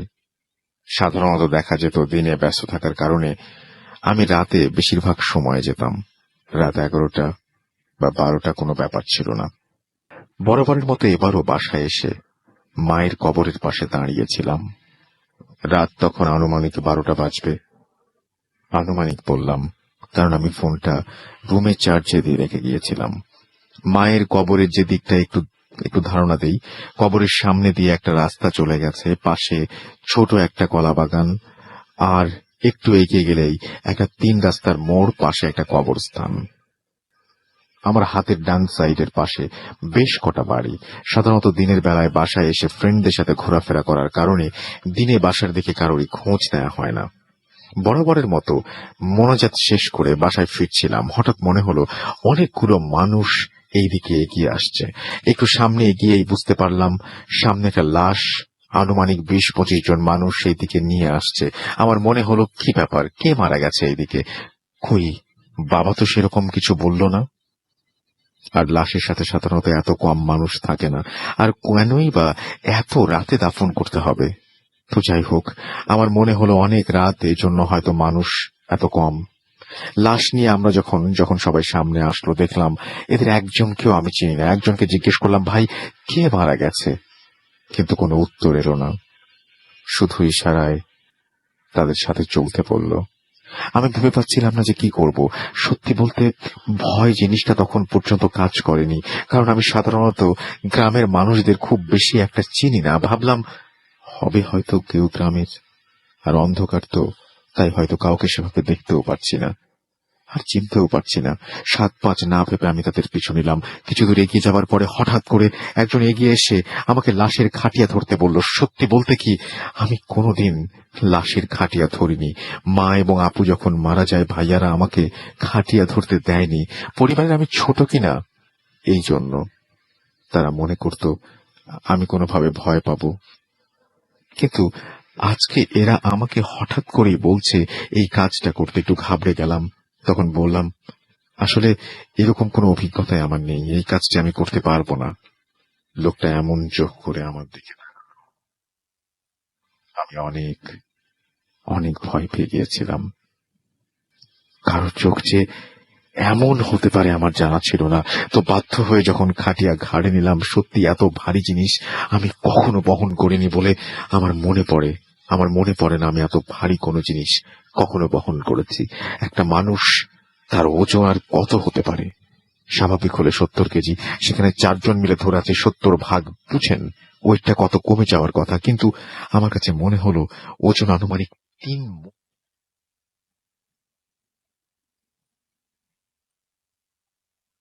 তো আমি ভাবলাম সামনের কবরস্থানটিতে হয়তো নিয়ে যাব, কিন্তু কি, সামনের কবরস্থানে না গিয়ে আরো সামনে তারা এগোতে থাকলো। ধীরে ধীরে লোকালয় ছেড়ে একটা ফাঁকা জায়গায় নিয়ে আসা হলো আমাদের। এই জায়গাটা আমি চিনি। ভাবতে লাগলাম, কি ব্যাপার, এইদিকে তো কোনো কবরস্থান নেই, তাহলে ফাঁকা এই জায়গায় কোথায় কবরস্থ করবে এই লাশটাকে? খাটিয়া থেকে যখন লাশটা নামানো হলো, তখন জানাজার জন্য প্রস্তুত হলো সবাই। ভাবেন, রাত প্রায় আনুমানিক 1টা বাজতে চলেছে। এখানে বলে রাখা ভালো যে এতগুলো মানুষ ছিল যে আমরা একটা লাশ আশ্চর্যজনক হলেও কারো কাছে একটা লাইট ছিল না। এবং সব থেকে আমার কাছে অবাক লেগেছে এই বিষয়টা, চাঁদের আবছা আলোয় এত দূর পর্যন্ত আমরা আসলাম। জানাজা শেষে যখন লাশটাকে কবরস্থ করতে হবে, তার একটু আগে আমি একটু সাইডে গিয়ে জুতার হুক লাগাচ্ছিলাম। এরপর যখন সেটি লাগিয়ে লাশের কাছে আসলাম, সব থেকে অবাক করার মতো বিষয় ঘটে তখনই। আমি দেখলাম একটা মানুষও নেই, সামনে খাটিয়া, লাশ পড়ে আছে। ব্যাপারটা আমার কাছে খুব অবাক লাগলো। নিমেষে এতগুলো মানুষ কিভাবে গায়েব হতে পারে? বুঝতে পারলাম খুব বাজে কিছু একটা ঘটতে চলেছে আমার সঙ্গে। আমি ভাবলাম আমাকে এবার এখান থেকে কেটে পড়তে হবে। তো কৌতূহল বশত লাশটাকে দেখতে ইচ্ছে করলো। এটা আমাদের গ্রামের কার লাশ। তাই এগিয়ে গিয়ে যখন কাপড়ের মুখটা খুলে লাশটাকে দেখলাম, লাশের চোখ চেহারাটা দেখে আমি আঁতকে উঠলাম, কারণ লাশের চোখ দুটো ছিল খোলা। কি ভয়ানক দৃষ্টি! খুব ঠান্ডা কিন্তু ভয়ানক সেই দৃষ্টি। রক্ত আমার হিম হয়ে আসার উপক্রম। ওখান থেকে ফিরবো, ঠিক তখনই আমার নাম ধরে সেই লাশটা ডেকে উঠল। আমি বুঝতে পারছিলাম না ভুলে আমার সাথে ধরবো। দেখি সামনে একটা খাটিয়া, তার সামনে আরেকটা লাশ। এই খাটিয়া আবার কোত্থেকে আসলো? হঠাৎ করেই দ্বিতীয় খাটিয়া থেকে কাফনে মরা লাশটা সামনের দিকে এগুতে লাগলো, আমার দিকে এগিয়ে আসছে। একবার ভাবেন, আমি আর সহ্য করতে পারিনি, নিজের সেন্স ধরে রাখতে পারিনি। শুধু এটুকু মনে হচ্ছিল আমাকে এখান থেকে পালাতে হবে। খুব খারাপ একটা কিছু ঘটতে চলেছে আমার সঙ্গে। সেন্স যখন ফিরল, শুনলাম দূরে মসজিদে আজান দিচ্ছে, ফজরের আজান। এই ভরা ঠান্ডায় আমি ফাঁকা জায়গায় সেন্সলেস হয়ে পড়েছিলাম সারা রাত। চিন্তা করেন কি ভয়াবহ অবস্থা। পরে বাসায় ফিরে আসার পরে রুমের দরজা খোলাই ছিল। বাবা হয়তো বুঝতেই পারেনি আমি বাইরে ছিলাম। বুঝতে পারলে হয়তো অনেক খোঁজাখুঁজি করতে এতক্ষণে। এটাকে জাস্ট একটা দুঃস্বপ্ন ভেবে সেদিনের মতো ঘুমিয়ে পড়েছিলাম। জানি না কি ঘটেছিল সেই রাতে আমার সঙ্গে, আর কেন ঘটেছিল। রাকিব হাসান ফেসবুকের আইডিও দিয়েছেন। আমি ধরে নিচ্ছি যে আপনি যা বলছেন সেটা 100% সত্যি। এবং সেটা যদি সত্যি হয় তাহলে সত্যিই খুব ভয়ঙ্কর। আমরা চলে যাবো একটা ছোট্ট বিরতিতে, বিরতির পরে আবারও ফিরে আসবো। সেই পর্যন্ত আমাদের সঙ্গে থাকবেন, কারণ নতুন অতিথি নিয়ে আসতে হবে। সেই পর্যন্ত আমাদের সঙ্গেই থাকবেন। স্টে টিউনড, রেডিও ফুর্তি 88 FM অ্যান্ড দিল ফুর্তি। Bhoot FM. The night comes alive.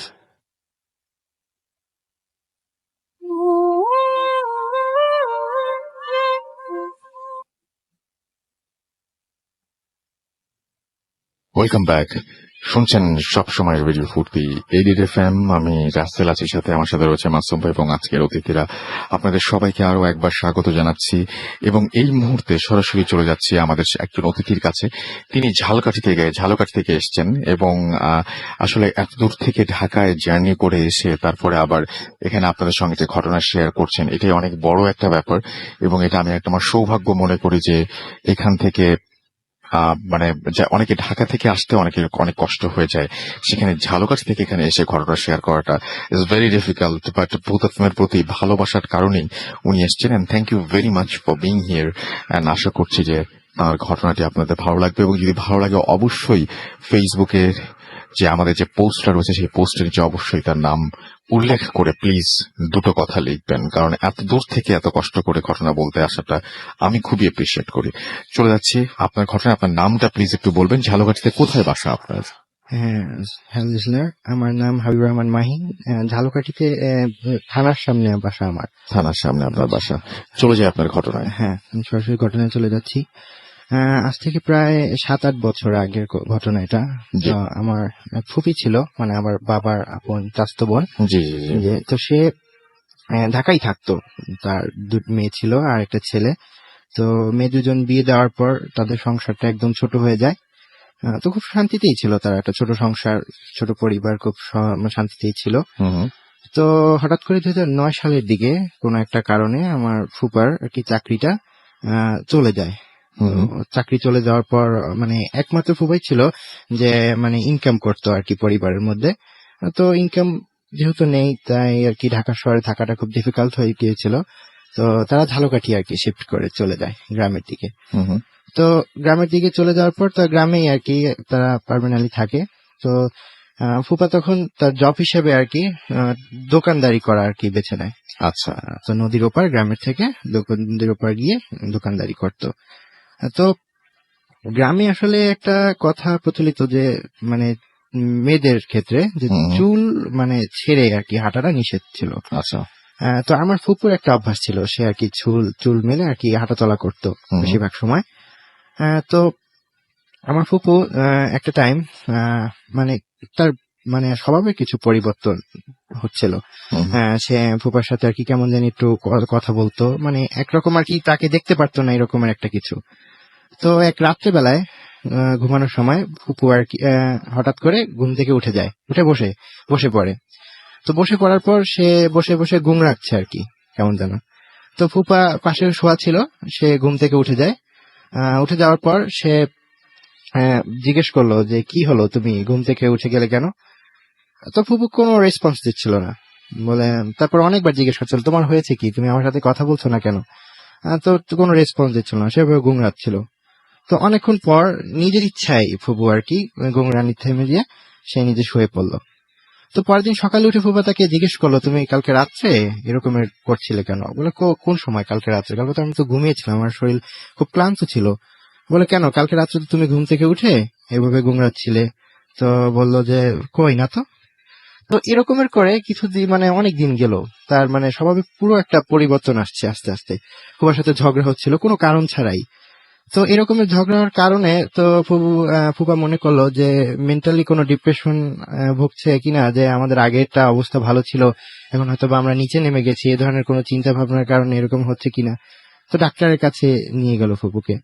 Doctor তো টেস্ট দিল, টেস্ট করানোর পর কোনো রকমের রিপোর্টে কোনো রোগ ধরা পড়েনি বা কোনো হয়নি। তো গ্রামের মানুষ আসলে ওই আধ্যাত্মিক বিষয়গুলোর উপরে খুব বিশ্বাসী, তারা মানে ওঝা টোঝা এই জাতীয় বিষয়ের উপরে খুব মানে বিশ্বাস করে। তো আশেপাশ থেকে পরামর্শ দিয়েছিল যে আপনারা এই দেখেন, ওঝা দেখান বা কোনো ভালো একটা আলেম ওলামা দিয়ে দেখান যে কিছু হয়েছে কিনা। তারা কিছু হলেই আর কি বা এগুলার জন্য পরামর্শ দেয়। তো এক হুজুর আছে আর কি, মানে আমার ওই গ্রাম থেকে প্রায় আরো 2-3টা গ্রাম পরে। তো উনি খুব মানে ভালো মানে দেখতে পারে। তো উনি করছে কি, মানে ওনার আর কি ইসে কাজও হয়, উনি বছরে একবার আসেন আর কি। উনি ইসে চাকরি করে, মানে আদালতে চাকরি করে। তো উনি একবার আসে, তো ওনার কাছে সরাসরি নিয়ে গিয়েছিল। নিয়ে যাওয়ার পর তো সিরিয়ালে যখন ফুপু আসছিল, তো ফুপুকে বসানো হলো। তো হুজুর আসলো, হুজুর আসার সাথে সাথেই ওনার দিকে যখন তাকালো, হুজুর বলল যে আমি সরি। এখন ফুপা জিজ্ঞেস করলো সরি মানে, বিষয়টা বুঝলাম না। বললো যে আপনার সাথে আমি আলাদাভাবে 5 মিনিট কথা বলতে চাই। বলে আচ্ছা ঠিক আছে। তো ফুপুকে সরিয়ে দিয়ে আলাদাভাবে যখন রোগী সব দেখা হলো, আলাদাভাবে কথা বলতে চলো। বলে দেখেন, আপনার স্ত্রীর উপরে একটা বদজিন আচর করেছে, যেটা আমার সাধ্যের মধ্যে নাই। আর দ্বিতীয় কথা, এর বিরুদ্ধে যদি আমি লড়তে যাই তাহলে আমারও ক্ষতি হতে পারে, এমনকি আমার পরিবারেরও ক্ষতি হতে পারে। তো বললো যে যে তা আমি কি করতে পারি। বলে দেখেন, আপনি অন্য কোনো ওঝা টোঝা এদের দিয়ে দেখান, বাট এই রিস্ক আমি নিতে পারবো না। ঠিক আছে, তা অন্য কেউ দেখালে হয়তো হতেও পারে। তো ফুবা তখন আর কি চলে আসলো। ফুবা তখন ওই বিষয়টাকে অতটা গভীরভাবে নেয়নি, আচ্ছা। যে কি না কি হয়েছে হঠাৎ করে অতটা বিশ্বাসের মধ্যে আনতে পারেনি। হুম হুম। কিন্তু এরপর থেকে যে ঘটনাটা, মানে এরপর থেকে যা ঘটছে তা একদমই বিশ্বাস করার মতো না। আবার যা চোখে, মানে ফুবা কখনো আদৌ আশা করেনি। এক রাত্রেবেলায় ফুবুকে পাওয়া যাচ্ছিল না, তো হঠাৎ করে সবাই খোঁজা শুরু করলো যে কি হয়েছে, ফুবুকে পাওয়া যাচ্ছে না। গ্রামের সবাই খোঁজা শুরু করলো। তো হঠাৎ করে মানে সারা রাত্র খোঁজার পর ফুবুকে পাওয়া গেল একটা বট গাছের উপরে, সিঁদুর পরা, হুম হুম। সিঁদুর পরানো বট গাছের উপরে। তো ফুবুকে অনেক রিকোয়েস্ট করা হলো যে নামো নামো নামো, তো ফুবু নামলো না। তাকে অনেকবার নামানোর চেষ্টা করলো, সে খুবই রাগী, সে নামবে না। তাকে নামানোই যাচ্ছে না। তো একটা সময় সে মানে দুর্বল হয়ে পড়লো, কেমন যেন মনে হচ্ছে ঘুরে পড়ে যাচ্ছে গাছ থেকে। তো এই সময় একজন গাছে উঠে তাকে ধরে নামালো। তো এরকম ধরে অনেক দিন অনেক চলছে। তো আমি আদৌ তখন এই কাহিনী আর কি এগুলো আমার জানা ছিল না। তো আমি, আমার এক দাদা মারা গেল, মানে আমার দাদার আপন ভাই, ছোট ভাই, আমার সম্পর্কে দাদা। তো আমার ফুপুর আবার সম্পর্কে আপন চাচা হয়। হুম হুম। তো আমি মৃত্যু সংবাদ শুনে আমি গ্রামে গেলাম। গ্রামে যাওয়ার পর মানে ফুপুর বাড়ি থেকে মানে অল্প কিছু দূর আর কি দাদার বাড়ি। তো আমি বাড়ি গিয়ে সবাইকেই দেখলাম, বাট ফুপুকে দেখলাম না। তো আমি জিজ্ঞেস করলাম আশেপাশে যে ফুপু কেন আসলো না, তার তো আসার কথা, তা সে আসলো না কেন। তো বললো যে ফুপু তোমার, একজন আমাকে বললো তোমার ফুপুর কি হয়েছে, সে নাকি এই মরা বাড়ি আসতে পারে না, তার নাকি কি সমস্যা আছে। তো বললো যে আমি বললাম আচ্ছা ঠিক আছে, আমি যে দেখছি। তো আমি হেঁটে ফুপু বাড়ি গেলাম। তো যাওয়ার সাথে সাথে ফুপু আমাকে জড়িয়ে কেঁদে দিল যে বাবা কেমন আছো, এই সেই। আমি বললাম, আমি মানে হ্যাঁ হাইটে দিয়ে বললাম যে ফুপু তুমি কেমন, যে তোমার চাচা মারা গেল, তুমি মরা বাড়ি গেলে না, এটা কেমন। বলে বাবা আমি তো মরা বাড়ি যেতে পারি না। বলে কেন মরা বাড়ি যেতে পারো না, এটা কেমন কথা। বলে বাবা আমি মরা বাড়ি গেলে ও আমাকে রাত্রিবেলায় খুব মারে, এবং ও আমাকে মানে প্রচুর জ্বালায়। আমি বলছি যে মানে কে মারে। আমি বললাম কে মারে। বললো ও হচ্ছে বদজিন। বলে বদজিন মানে এই টাইপের। আমি তো মানে ওটার উপরে ততটা না। আমি তখন বললাম যে এগুলো কি বলো। বলে বাবা তুই বুঝবি না, আমার খুব মানে সমস্যা করে ও। তো বললো, তারপর আমি মনে করে বসে অল্প কিছুক্ষণ পর তারপর চলে আসলাম। তো ফুবা অনেক ওঝা দেখিয়েছে, অনেকে দেখিয়েছে। তো এট লাস্ট একজন মানে শিববাড়ি আর কি, মানে ধালুকারি বিখ্যাত শিববাড়ি, তো এখানে ওঝা আছে। তো সেখানে এক ওঝাকে দেখালো। তো উনি 3টা তাবিজ দিয়েছিল। তো মোট 7টা তাবিজ লাগবে, তো 3টা তাবিজ দিয়েছিল। তো বললো যে 3টা আপাতত নেন, আরগুলা পরে দেব। তো ফুবা বললো যে সবগুলো একসাথে দিলে হয় কি। তখন তো উনি একটু মানে রিয়েক্ট করলো, যে মানে রাগ দেখালো যে আপনাকে যেটা বলছি সেটা করেন। তো ওই তাবিজগুলো যখন ফুবুর গায়ে লাগানো হলো, তখন ফুবু মানে এক রাত্রেবেলা উঠে বলতেছে যে তুই পারবি না আমার সাথে এই করতে, তুই তাবিজ আনছিস ঠিক আছে, তোর খবর আছে, তুই এগুলা করতে যাচ্ছিস ঠিক আছে। বলতেছে তুই এই করতে যাচ্ছিস, এগুলা ঠিক না। তো আমি বলছে যে মানে ফুবা বলছে যে তুমি কি বলছো। তো আসলে ফুবু তখন নিজের হয়ে বলছিল না, আসলে ও বলাচ্ছিল যে তুই তাবিজ লাগাইছিস, তোর খবর আছে ঠিক আছে। হ্যাঁ, তারপরে মনে করেন একদিন বর্ষার সময় তখন আমার ফুপু তার ছেলেকে বলল যে তুই নদীর ওপার গিয়ে কেরোসিন তেল নিয়ে আসে। তো তখন বললো যে আম্মু বাসায় তো কেরোসিন তেল আছে, আমি কেন কেরোসিন তেল আনতে যাব। বলে দরকার আছে, কালকে আবার কে যাবে কেরোসিন তেল আনতে। তো ছেলে বললো যে মা প্রতিদিনের মতো তুমি আমাকে আজকে চুমু দিলে না কেন। তো বললো যে দেখ বাবা, আমি যদি আজকে তোকে চুমু দিই তাহলে ও তোর ক্ষতি করবে। তাই বলে বাচ্চা তো ছোট মানুষ, ও বোঝে নাই, তো ও চলে গেছে উপর। তো রাত্রেবেলায় 9টার সময় আমার ফুবা তার ছেলে আসলো, এসে দেখলো যে ঘরের বাতি নিবানো। তো ফুবা বললো যে হয়তো বা তোর মা ঘুমিয়ে গেছে তাই বাতি নিবানো, তুই তোর মাকে দিয়ে ঘুম থেকে উঠা, আমি হাত পা ধুয়ে আসছি। তো পরবর্তীতে ফুবা যখন পুকুরে গেল পা ধুতে, তখন ও বাচ্চাটা চিৎকার দিল জোরে, যে তখন ও দৌড়ে দিয়ে ফুবা দেখে যে ফুবু একটা দড়িতে ফাঁসি অবস্থায় ঝুলে আছে, আর অল্প মানে মাটি থেকে কিঞ্চিত হালকা শূন্যের উপরে। তো পরবর্তীতে মানে তখন তো মানুষ ওটা নিয়ে গবেষণা করার সময় নেই, একটা মানুষ মারা গেছে, তখন সবাই নিয়ে মানে করতেছিল। তো লাশটা আনার কেউ সাহস পায়নি। তো আমার এক ফুবা ছিল, সে নামাজ কালাম পড়তো, সে দোয়া দুরুদ করে লাশটাকে নামালো, পুলিশ পোস্টমর্টমে নিয়ে গেল। পোস্টমর্টমের রিপোর্ট সবকিছু আসার পর মানে কোনো ধরনের মানে আত্মহত্যা, গলা দড়ি এ ধরনের কিছু পাওয়া যায়নি। তো পরবর্তীতে মানে একদম মানে সুইসাইড কেস ছিল সুইসাইড না এটা। কেস, এটা কোনো কিছু মানে পাচ্ছে না পুলিশ এগুলা, ঠিক আছে। তো কিভাবে নেবে, মানে এমন একটা সিচুয়েশন ছিল, ফাঁসির দড়িটা ওভাবে ফাঁসিতে আর কি মরার কথা না, মনে হচ্ছে কি জানি মেরে তো ওখানে ফাঁসিতে ঝুলিয়ে ঝুলিয়ে রেখে দিয়ে গেছে। রাখছে, ঝুলিয়ে রাখছে। তো এই নিয়ে আর কি অনেক দিন অনেক ঝামেলা গেল। তো পরবর্তীতে ওই বাড়িতে থাকতে মানা করলো, যে কেউ বাড়িতে থাকবেন না ওই রাত্রেবেলায়। তো পরের দিন সকালবেলায় আমাদের যে দাদা বাড়ি সেখানে সবাই রইলো। তো পরের দিন সকালবেলা এক লোক যে বললো, আপনারা কি ওই রাত্রেবেলায় ওই বাড়িতে কেউ ছিলেন? বলে না তো, আমরা কেউ বাড়িতে ছিলাম না, বাড়ি তো সম্পূর্ণ তালা মেরে আমরা চলে আসছি। বলে আমি রাত্রেবেলায় আমি বাড়ি যাচ্ছিলাম, ওই বাড়ির পাশ দিয়ে, তখন শুনলাম কান্নার আওয়াজ। আমি হয়তো ভাবছি যে স্বাভাবিকভাবে যে কান্নার আওয়াজ, যেহেতু ওটা ওই আপনারা তো মারা গেছে মানুষ, এখানে বাড়িতে কান্নাকাটি করবেন এই স্বাভাবিক। কিন্তু বলতেছে যে না, আমরা তো কেউ বাড়িতে ছিলাম না, তাহলে কান্নাকাটি করবে কে? তো এ নিয়ে মানে সবাই একটু অবাক হলো যে কি বলে কান্নাকাটির আওয়াজ। তো আমাদের মধ্যে মুরব্বী ছিল, আমাদের সবাই আলোচনা করলো যে বাড়িটার মধ্যে আসলে বন্ধক টন্ধক দেওয়া উচিত, নাহলে এটা পরবর্তীতে ক্ষতি হতে পারে। তো পরবর্তীতে এক হুজুরকে ডাকা হলো, বললো যে আপনি সে বাড়ি বন্ধক টন্ধক করতে পারে। তো সেকে বলা হলো, সে বললো যে আমার সাথে একজন সক্ষম লোক লাগবে। তো বললো যে আচ্ছা ঠিক আছে, কে মানে সক্ষম লোক হবে? তো একজন সিলেক্ট হলো, সে বললো নিজের ইচ্ছাই বললো যে হ্যাঁ আমি করব কাজ আপনার সাথে। তো আসলে নামাজের পর সে কিছু বালি, তারপরে আগরবাতি, মোমবাতি এগুলো নিয়ে এলো, ইনস্ট্রুমেন্ট, তারপর কি জানি দোয়া পড়লো, বালিগুলো কয়েকবার হাতে নিয়ে ফু দিয়ে, তো বললো এগুলো বাড়ির চারপাশে ছিটিয়ে দিতে, তাহলে আর কোনো সমস্যা হবে না। তো উনি ছিটিয়ে দেওয়ার পর, তো ওই দিন রাত্রেবেলায় তাকে স্বপ্নে নাকি কে বললো যে তুই এই কাজ করেছিস, ঠিক আছে, তোর বড় বিপদ আছে সামনে, তুই এই কাজটা করে খুব ভুল করেছিস। তো ওই লোক আবার সকালবেলা ওই হুজুরের কাছে চলে গেল, যে দেখেন আমি তো কালকে আপনার সাথে এগুলো করছি, এখন আমাকে এরকমের স্বপ্নে দেখলাম আমি এরকমের, আর আমার খুব ভয় করছে, তো কি করা যায়? তো পরবর্তীতে হুজুরে কিছু দোয়া দুরুদ মানে পরে ফু দিল, তারপর তাবিজ দিল, তাবিজ দেওয়ার পর বললো যে এরপর থেকে আপনার সমস্যা হবে না। তো এই চলে গেল। তারপরে ওই বাড়ি থেকে এখনো রাত্রেবেলায় কান্নার আওয়াজ পাওয়া যায় মাঝে মাঝে, ভাদ্র মাসের অমাবস্যা বা এই সময়, কিন্তু ওর আশেপাশে কেউ যায় না। আমি মাঝে মাঝে গেলে ওখানে বেড়াতে যাই, মানে ওখানে একবার দেখে আসি ওই জায়গাটা। তো এই এখনো তার মানে এখনো সেই বাড়িটাতে যখনই কেউ যায় তখনই কান্নার আওয়াজ রাতের বেলায় হ্যাঁ। ওই এলাকা অতিক্রম করলে পাওয়া যায়, এবং বিশেষ করে ভাদ্র মাসে বা অমাবস্যা রাতে যদি হয় তাহলে এরকম হয়। থ্যাংক ইউ সো মাচ, অনেক কষ্ট করে অনেক দূর থেকে এসেছেন এবং একটা চমৎকার ঘটনা শেয়ার করলেন। আশা করছি সবাই এনজয় করেছেন। এবং আমরা এখন যেটা করবো সেটা হচ্ছে আমরা চলে যাবো আফনান ভাইয়ের কাছে। আমাদের সময় কম, গেস্ট অনেক বেশি, খুব ছোট্ট করে আপনার যে দ্বিতীয় ঘটনাটা খুবই ছোট করে শুনবো। হ্যাঁ, থ্যাংক ইউ রাসেল ভাই।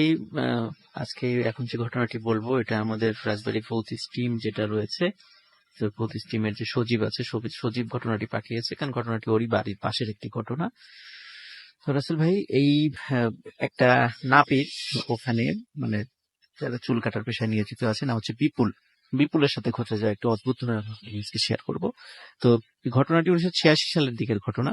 তখন বিপুল মোটামুটি মানে সদ্য চুল কাটার কাজগুলা শিখছিল। তো রাজবাড়িতে যেই কাজীপাথা যে গ্রামটা রয়েছে, এটা আমাদের রাজবাড়ির যে সদর যে থানা এবং পুলিশ লাইনের অত্যন্ত নিকটে। তো ওই পুলিশ লাইন বাজারের কাছে এসে একটা দোকানে সে কাজ শিখতো এবং রাতের বেলা সে বাড়িতে ফিরে যেত। তো রাসেল ভাই, ও যখন বাড়িতে ফিরে যেত, ওর যাওয়ার পথে কিন্তু একটা জায়গা আছে, ওর বাড়িটা মোটামুটি পুলিশ লাইন থেকে 4 কিলোমিটার ভিতরে। তো যাওয়ার সময় একটা জায়গা আছে, এখানে ঝোপ আছে। তো স্থানীয়ভাবে এখন পর্যন্ত ওই জায়গাটা কানাইয়ের ঝোপ বলে আচ্ছা। কানাইয়ের ঝোপ বলে, এবং খুবই হন্টেড একটা জায়গা স্টিল নাও। সেখানে অনেক অনেক আগে থেকে সেখানে ভয়ঙ্কর কিছু ঘটনা ঘটে, যেমন কথিত আছে ওই কানাইয়ের ঝোপে ওখানে একটা বটগাছ আছে, সেখানে অনেকগুলো মানে জিন সাপের রূপে বসবাস করে। অনেকেই রাতের বেলা যাওয়ার সময় সেখানে বৃদ্ধ মহিলার আকৃতিতে সাদা কাপড় পরা মানে মানুষ সেখানে দেখে, সাপ খেলা করা দেখে, এরকম বহু ঘটনা ওখানে। এমনও আচ্ছা। আছে যে মানে সাপকে পিটিয়ে ভুল করে সাপ মনে করে, অরিজিনাল সাপ মনে করে পিটিয়ে মেরে ফেলেছিল, তার পরিবারের সব কজন সদস্যই সাপের কামড়ে মারা গেছে, এমন বহু ঘটনা ওখানে রয়েছে Okay. আর কি। তো ও একদিন কুরবানি ঈদের আগ দিয়ে, ঠিক তখন, কারণ ঈদের আগ দিয়ে মানুষ এমনি সেলুনে যায় চুল টুল কাটার জন্য বেশি করে যায়, তো যার কারণে সাধারণত অনেক রাত পর্যন্ত ভিড় থাকে। তো এরকম বেশ কুরবানির কয়েকদিন আগ দিয়ে রাত 12টা পর্যন্ত ওকে কাজ করতে হতো, তারপরে বাড়িতে যেত। তো একদিন রাত 12টার পরে ও যখন বাসায় দিকে যাচ্ছিল ওর সাইকেলটা নিয়ে, তখন ওই কানাইয়ের ঝোপের কাছে ঠিক যখন আসে, তখন সে দেখে যে দুটো লাশ হুম, ও রাস্তার ঠিক মাঝ বরাবর শায়িত। তখন ও তো বুঝে ফেলে যে এরকম এখানে তো এরকম ঘটনা ঘটে, এইটাও ওই মানে ভয়ঙ্কর কিছু ঘটতে যাচ্ছে আমার সাথেও। হুম, হুম, সে চিন্তা করে যে চাক এদিক দিয়ে যাবো না, যেহেতু একটা ভয়ঙ্কর জিনিস সামনে রয়েছে, আমি সাইকেলটা ঘুরিয়ে পিছন দিক দিয়ে চলে যাই, রাস্তার ব্যাক করি। হুম, সাইকেলটা যখনই রাস্তার ব্যাক করে, তখন দেখে ওর পিছন দিকেও দুটো লাশ শায়িত। তখন আসলে ও প্রচন্ড ভয় পায় এবং সে সেন্সলেস হয়ে পড়ে যায়। সকালবেলা রাসেল ভাই ওর পরিবারের লোকজন সেখানে গিয়ে বিপুলকে উদ্ধার করে। বিপুলকে উদ্ধার করে, কিন্তু রাসেল ভাই ওর কাছে কিন্তু কোনো ওই সাইকেলটা ছিল না ওখানে। হুম, ওকে উদ্ধার করে বাড়িতে নিয়ে আসার পর মানে ও যখন জ্ঞান ফেরে, তখন কি হয়েছে বলে যে এরকম ঘটনা ঘটেছে, কিন্তু রাসেল ভাই ওই ঘটনাটা বলার পরপরই ও না আর কাউকে চিনতে পারে না, ওর পরিবারের সদস্য কাউকে চিনতে পারে না, এবং খুব দরকার ছাড়া কারোর সাথে কথাও বলে না। হুম, সবাই মনে করে হয়তো বা এই ভয়ের ঘটনাটা ঘটেছিল, যার কারণে ও সেন্সলেস হয়ে গেছে, যার কারণে দেখা গেল কাউকে মানে চিনতে পারছে না, বা এইটুকু এরকম সবাই মনে করে। হুম, এরকম রাসেল ভাই 1 মাস 2 মাস 3 মাস চলে যায়। একদিন রাতের বেলা হঠাৎ মানে এই বিপুল সাইকেল নিয়ে হুমড়ি খেয়ে এসে নিজের বাড়ির দরজার কাছে এসে পড়ে আর চিৎকার করতে থাকে, আর সাথে সাথে সেন্সলেস হয়ে যায়। বাড়ির লোকজন বের হয়, বের হওয়ার পরে দেখে বিপুল সাইকেল নিয়ে বাড়ির উঠানের সামনে সেন্সলেস হয়ে পড়ে আছে। তো ওকে তাড়াতাড়ি করে মানে পানি টানি দিয়ে জ্ঞানটা ফেরানো হয়। জ্ঞানটা ফেরানোর পর বাড়ির লোকজন বলে, কি ব্যাপার, তুই তো ঘুমিয়েছিলি, হুম, হুম, তুই আবার সাইকেল নিয়ে কোথায় গেলি? বলে যে ঘুমাইয়াছিলাম কোথায়, আমি তো মাত্র মানে আমার ওই সেলুনের কাজ শেষ করে ফিরছি। ওই সেলুনের কাজ ফিরছি মানে তুই তো রাতেবেলা খাওয়া দাওয়া করে তুই ঘুমালি, আর এখন আমাদের সবাইকে চিনতে পারছিস, কিভাবে চিনতে পারছিস, তুই তো কিছুদিন আগেও চিনতে পারতি না। হুম, বলে যে আমি তোমাদেরকে চিনবো কিছুদিন আগে, কেন এসব বলতেছো? আমি তো মাত্র ওই কানাইয়ের ঝোপের কাছ থেকে ভয় পেয়ে দ্রুত সাইকেল নিয়ে মানে বাসার কাছে এসে পড়ে গেলাম আর সেন্সলেস হয়ে গেলাম। বলে তুই মাত্র আসলি মানে, তুই তো গত 3 মাস ধরে বাসা থেকে বের হইস না। তখন ও অবাক হয়ে যায় শুনে, 3 মাস ধরে আমি বাসা থেকে বের হই না, আমি তো মাত্র দোকান থেকে ফিরলাম। তখন রাসেল ভাই ও জানতে পারে যে 3 মাস ধরে নাকি ও বাসায় এরকম সেন্সলেস হয়ে আছে, কিন্তু ওর বর্ণনা অনুযায়ী ও মাত্র ওই চুল কাটার দোকান থেকে কাজ শেষ করে ফিরেছে। তখন রাসেল ভাই ওর বাসা থেকে বলে যে হ্যাঁ, তোর যুক্তি যদি মেনেও নেই যে তুই 3 মাস ধরে তুই আজকে ফিরেছিস, তুই তো সেই কুরবানির ঈদের কথা বলছিস, কুরবানির ঈদ তারও 3 মাস আগে চলে গেছে। সবার কাছে জিজ্ঞেস করে আসলেই রাসেল ভাই 3 মাস আগে কুরবানির ঈদ চলে গেছে। কিন্তু ও আবার যে সেলুনের দোকানে কাজ করে সেখানে গিয়েও শোনে যে 3 মাস ধরে সে কাজে আসে না। এখন রাসেল ভাই এই যে 3টা মাস ও কোথায় ছিল, এবং ওর বাসার যেই লোকটা ছিল ওর বেশে, ওরা চিন্তা করে যে তাহলে 3 মাস আমাদের বাড়িতে কে এটা অবশ্য একটা মানসিক সমস্যাও হতে পারে, হয়তো 3 মাস পরে হয়তো তার সেন্সটা ফিরে কিন্তু রাসেল এসছে। ভাই যে ব্যক্তি উনি ছিল ওখানে, হুম, হুম, আহ, তাকে কিন্তু খুঁজে পাওয়া যায়নি, কারণ আচ্ছা। ও কিন্তু মানসিক ভাবে একটু সমস্যা ছিল, তো ওকে রাত্রেবেলা খাওয়া দাওয়া করে দরজাটা আটকিয়ে রেখে দিত যাতে করে বাইরে বের হতে না পারে। আর ওর সাইকেলটা রাসেল ভাই যখন পাওয়া যায় 3 মাস কিন্তু ওর সাইকেলের কোনো হদিসও ছিল না, হুম, হুম, হঠাৎ ওর সাইকেল নিয়ে কোথা থেকে চলে আসলো। এটা কিন্তু আজও রাসেল ভাই এই সমস্যার কোন এই মানে রহস্যের কুল কিনারা আজ পর্যন্ত উদ্ঘাটিত হয়নি। বিপুল এখন রাজবাড়ির কাজীপাথা যে মোড়টা আছে ওখানে এখনো সে সেলুন, তার নিজস্ব সেলুন আছে, ওই এখনো জীবিত আছে। 1986 সালের ঘটনা যদিও সেই সময়ের, কিন্তু স্টিল নাও বিপুল জীবিত, এখনো কিন্তু আছে। আজ পর্যন্ত এই রহস্যের কোনো কুল কিনারা ওকে, নেই। Thank you Thank so you, much. আমরা একটা ছোট্ট বিরতিতে যাব এবং বিরতির পরে আবারও ফিরে আসবো। সেই পর্যন্ত আশা করছি আমাদের সঙ্গেই থাকবেন। স্টে টিউনড, রেডিও ফুর্তি, এরিড এফএম এন্ড জো ফুর্তি। Booth FM. The night comes alive with Graminphone.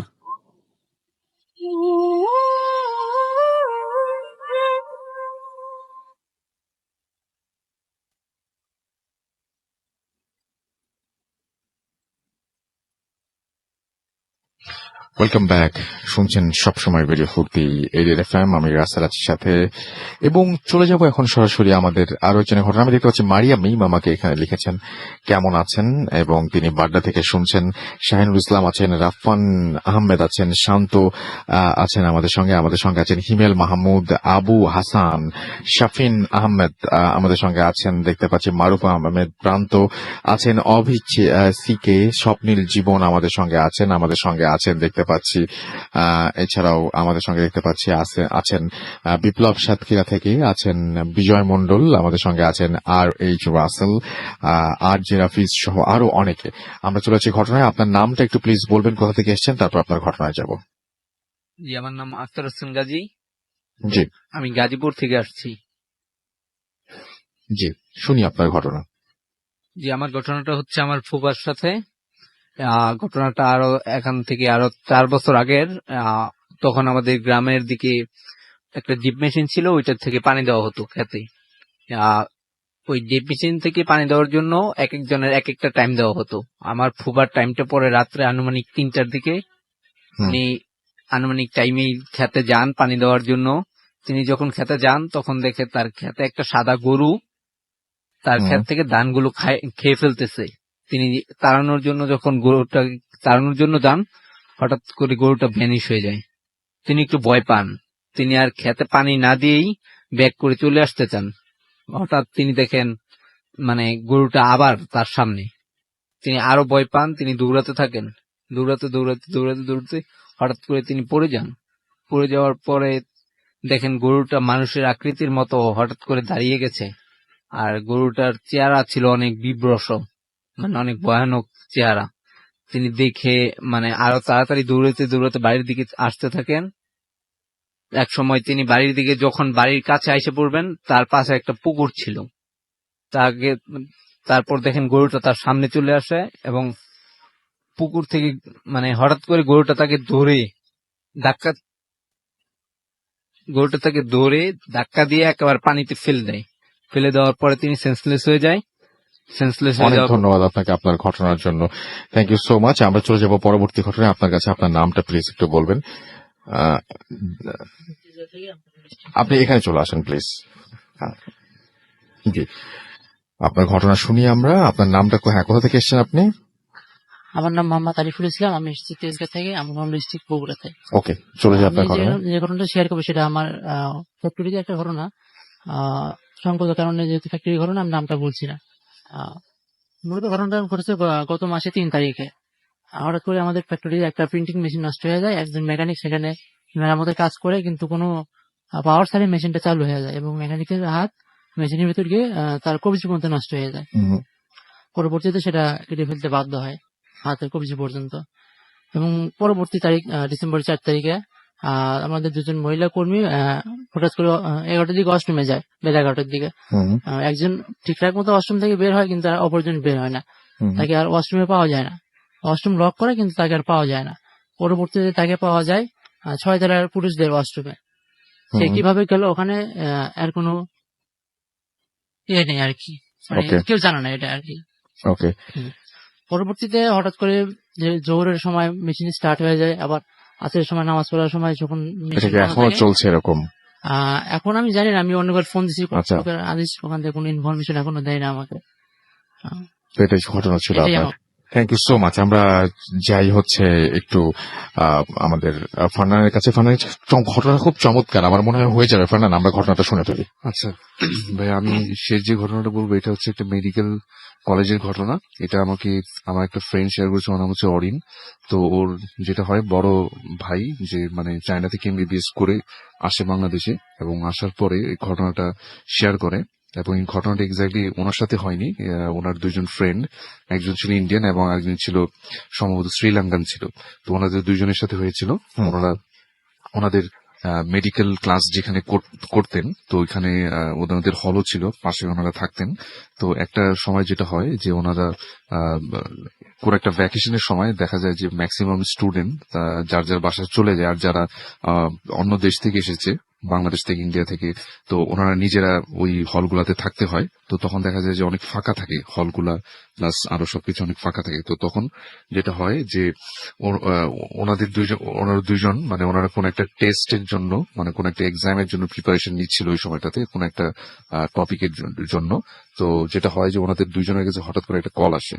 কলটা হচ্ছে এরকম যে যে ওনার কোন একজন ক্লাসমেট খুবই গুরুতর অসুস্থ হয়ে যায়, মানে ওই মেডিকেল কলেজেরই, এবং ওনাকে ইমিডিয়েটলি এমার্জেন্সিতে ভর্তি করা হয়। এবং ওনাদেরকে বলা হয় যে ব্লক ডি এর মানে 15 নাম্বার ওয়ার্ড এরকম কিছু একটা অ্যাড্রেস দেওয়া হয়, বলা হয় যে ওখানে তাড়াতাড়ি আসো, তোমরা তোমাদের ক্লাসমেট খুবই অসুস্থ, খুব আর্লি চলে আসো।